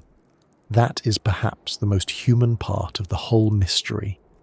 Civilizations can build as if they expect to be remembered forever, and still, after enough rain, war, dust, rebuilding, and forgetting, the people who made the plans vanish behind the things they planned. A wall remains, a tomb remains, A cavern remains, a bronze face remains. But the voice that explained it, the hand that measured it, the argument about how expensive it was becoming, the worker who dropped a tool and muttered something unrepeatable under his breath, all of that disappears. So what remains when a civilization disappears? At first, the answer seems obvious. Ruins remain. Objects remain. Mounds remain beneath fields. Stones remain in quarries. Artifacts remain in pits. Myths remain in books, temples, family stories, and old traditions. But the longer we think about it, the less simple the answer becomes. A civilization is not only its buildings. It is not only its rulers or its grandest monuments. It is also the way people wake in the morning, the way they divide work, the food they cook, the songs they teach children, the jokes they repeat, the gestures used in greeting, the names of small tools, the practical knowledge no one bothers to write down because everyone who matters already knows it. And these are usually the first things to vanish. The visible remains are often the hardest materials, not the most important ones. Stone survives because stone is stubborn. Bronze survives because metal can sleep in the ground for a very long time and still return with a face. Earthworks survive because they become part of the landscape, but voices do not fossilize. A ceremony leaves very little unless it burns something, buries something, or accidentally drops something useful for archaeologists, which is not generally the purpose of a ceremony. A system of belief can shape a monument and then disappear from around it, leaving the monument behind like a sentence without the language that once made it obvious. That is the situation we find again and again in ancient China's deep past. Yangshan Quarry leaves us the unfinished scale of imperial ambition, but not every thought of the men who stood there deciding how much mountain could become monument. The Longyou Caves leave us chambers cut with discipline and patience, but not the full purpose that made such labour worthwhile. The mound landscapes near Xi'an leave us enormous forms of earth arranged for death, power and cosmic order, but not the private fear or hope that surrounded the sealed tombs. Sanxingdui leaves us bronze faces with eyes that seem too intense for silence, but not the chants, movements, and meanings that once made those faces part of a living ritual world. The Yellow Emperor leaves us a figure of invention, order, and ancient wisdom, but not the original events, if there were such events, that became wrapped inside his name. Each of these remains gives us something real. None of them gives us everything. That is why the idea of a lost civilization is so powerful. It speaks to the gap. We can see the result, but not always the cause. We can see the skill, but not always the teacher. We can see the object, but not always the world that required it. A lost civilization in this sense does not have to mean a vanished empire with glowing machines, secret maps, and a dramatic final day under a red sky. Though it must be said that ancient history would be much easier to market if it came with a proper red sky. It can mean something quieter and more likely. A network of people, methods, beliefs, and regional traditions that shaped later history without being fully remembered by it. This is especially important in China because the written historical tradition is so rich that it can make the unwritten past seem smaller than it was. Once records begin, names become clearer, dynasties stand in order, rulers take their places, events acquire dates. The world looks organised because writing organises it for us. But before those records, and around the edges of them, life was already complex. People were farming, trading, building, burying, carving, observing the sky, working jade, casting bronze, controlling water, and telling stories. Some of those communities became part of the later Chinese world. Some were absorbed, some were remembered as ancestors, some became outsiders, rivals, spirits, or myths. Some left only enough evidence to make us realise that our map still has blank areas. Blank areas are not empty, they are only blank to us. This is a useful thought to keep close because it prevents two mistakes. The first mistake is to flatten ancient people into simplicity and assume that anything impressive must be impossible for them. That mistake underestimates patience, labour, craft, and organisation. Ancient builders did not need modern engines to do extraordinary things. They had time, hierarchy, skill, experiment, and sometimes a ruler with a worrying appetite for large projects. The second mistake is to pretend that every mystery has already been solved just because we have a sensible category for it. Calling a mound a tomb does not explain everything about it. Calling Longyou a quarry does not automatically explain the experience of its chambers. Calling Sanxingdui a Bronze Age culture does not fully translate its faces. Names help us begin. They do not always let us finish. The past asks for a middle path. Not gullible, not dismissive. Not so eager for wonder that every stone becomes a machine part from Atlantis, and not so afraid of wonder that every unanswered question is swept under the nearest academic rug. The best approach is slower. Look at the evidence. Respect the known history. Notice the uncertainty. Ask what kind of people, systems, and ideas could have produced the remains. Admit when the answer is incomplete. Then, keep listening. When a civilization disappears, one thing that remains is technique. Sometimes technique survives longer than memory. A way of building with earth may pass from one group to another until nobody remembers where it first began. A method of casting bronze may survive in workshop habits, even after the original ritual system changes. A way of orienting tombs may continue because it is tradition, even when the cosmology behind it becomes more formal, more philosophical, or simply different. This is how the dead teach the living without being named. A technique can become normal, and normal things are rarely credited properly. They are simply done. Another thing that remains is landscape. The land remembers shapes even after people forget meanings. A mound can soften into a hill, but its outline may still be too regular to be natural. A canal can become a stream bed. A city wall can become a ridge. A buried platform can guide the way later buildings are placed above it. A sacred mountain can remain sacred through many changes of religion and dynasty. Human beings alter land, and land alters memory. Sometimes the landscape preserves the body of a civilization after its mind has changed beyond recognition.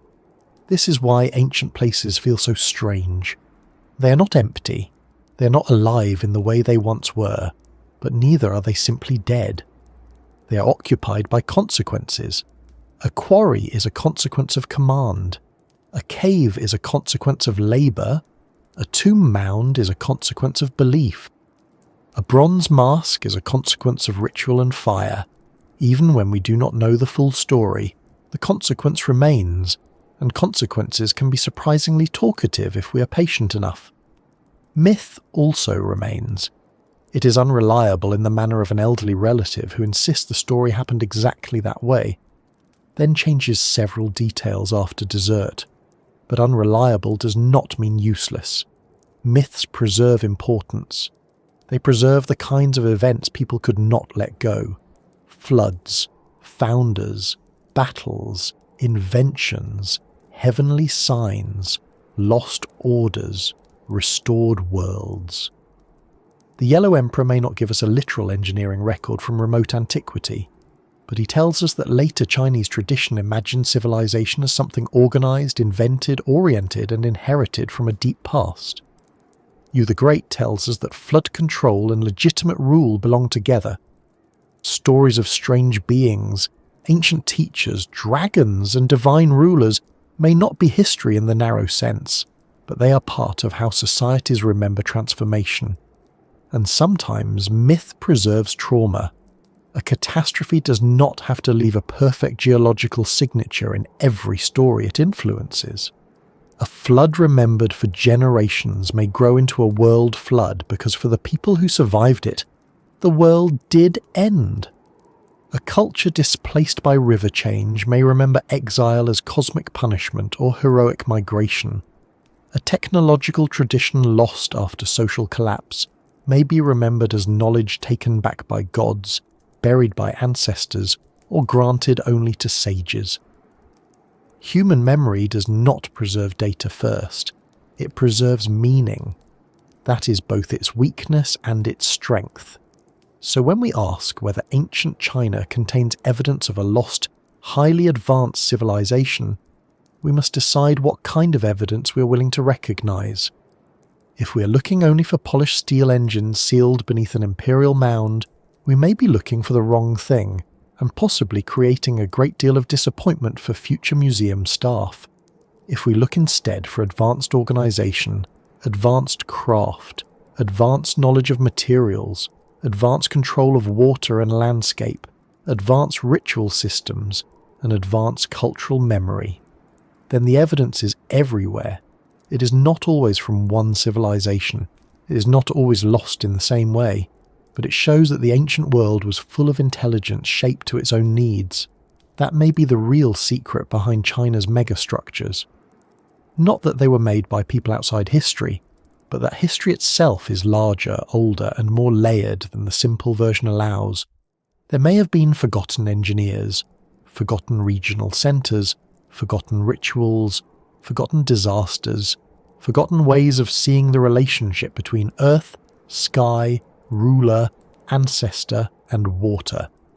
Some were absorbed into later Chinese civilization so completely that they became invisible within it. Others were buried until archaeology brought them back. Others may still wait beneath farms, forests, river silt, or modern streets, not because anyone is hiding them, but because the ground has always been better at keeping secrets than people are at noticing them. There is a soft irony in all this. Civilizations build monuments to defeat forgetting, but monuments often survive by forgetting what they meant. The shape remains after the message fades. A tomb mound still rises, but the ceremony is gone. A bronze face still watches, but the name of what it watched for is lost. A cave still holds its carved walls, but not the reason for the cutting. An unfinished stone still lies in the quarry, but the voices of the men who first realised it would never move are gone. The monument wins against time, but only partly. It keeps the body of memory and loses much of the breath. Perhaps that is enough. Perhaps no civilization is remembered completely. Even our own, with all its photographs, servers, documents, receipts, passwords, shopping lists, and an alarming number of videos explaining how to fold fitted sheets, will not be understood perfectly by the future. They may find our towers and roads and data centres. They may find landfills and satellites and plastic in layers of soil. But will they understand what it felt like to wait for a message, to hear rain on a window, to be tired on a Tuesday, to laugh with a friend in a kitchen, to worry about things that seemed enormous at the time and then turned out mercifully to be small? Probably not. Civilizations are always more alive than their remains. This should make us gentle with the ancient world. The people behind China's oldest mysteries were not puzzles placed here for our entertainment. They were human beings inside their own present.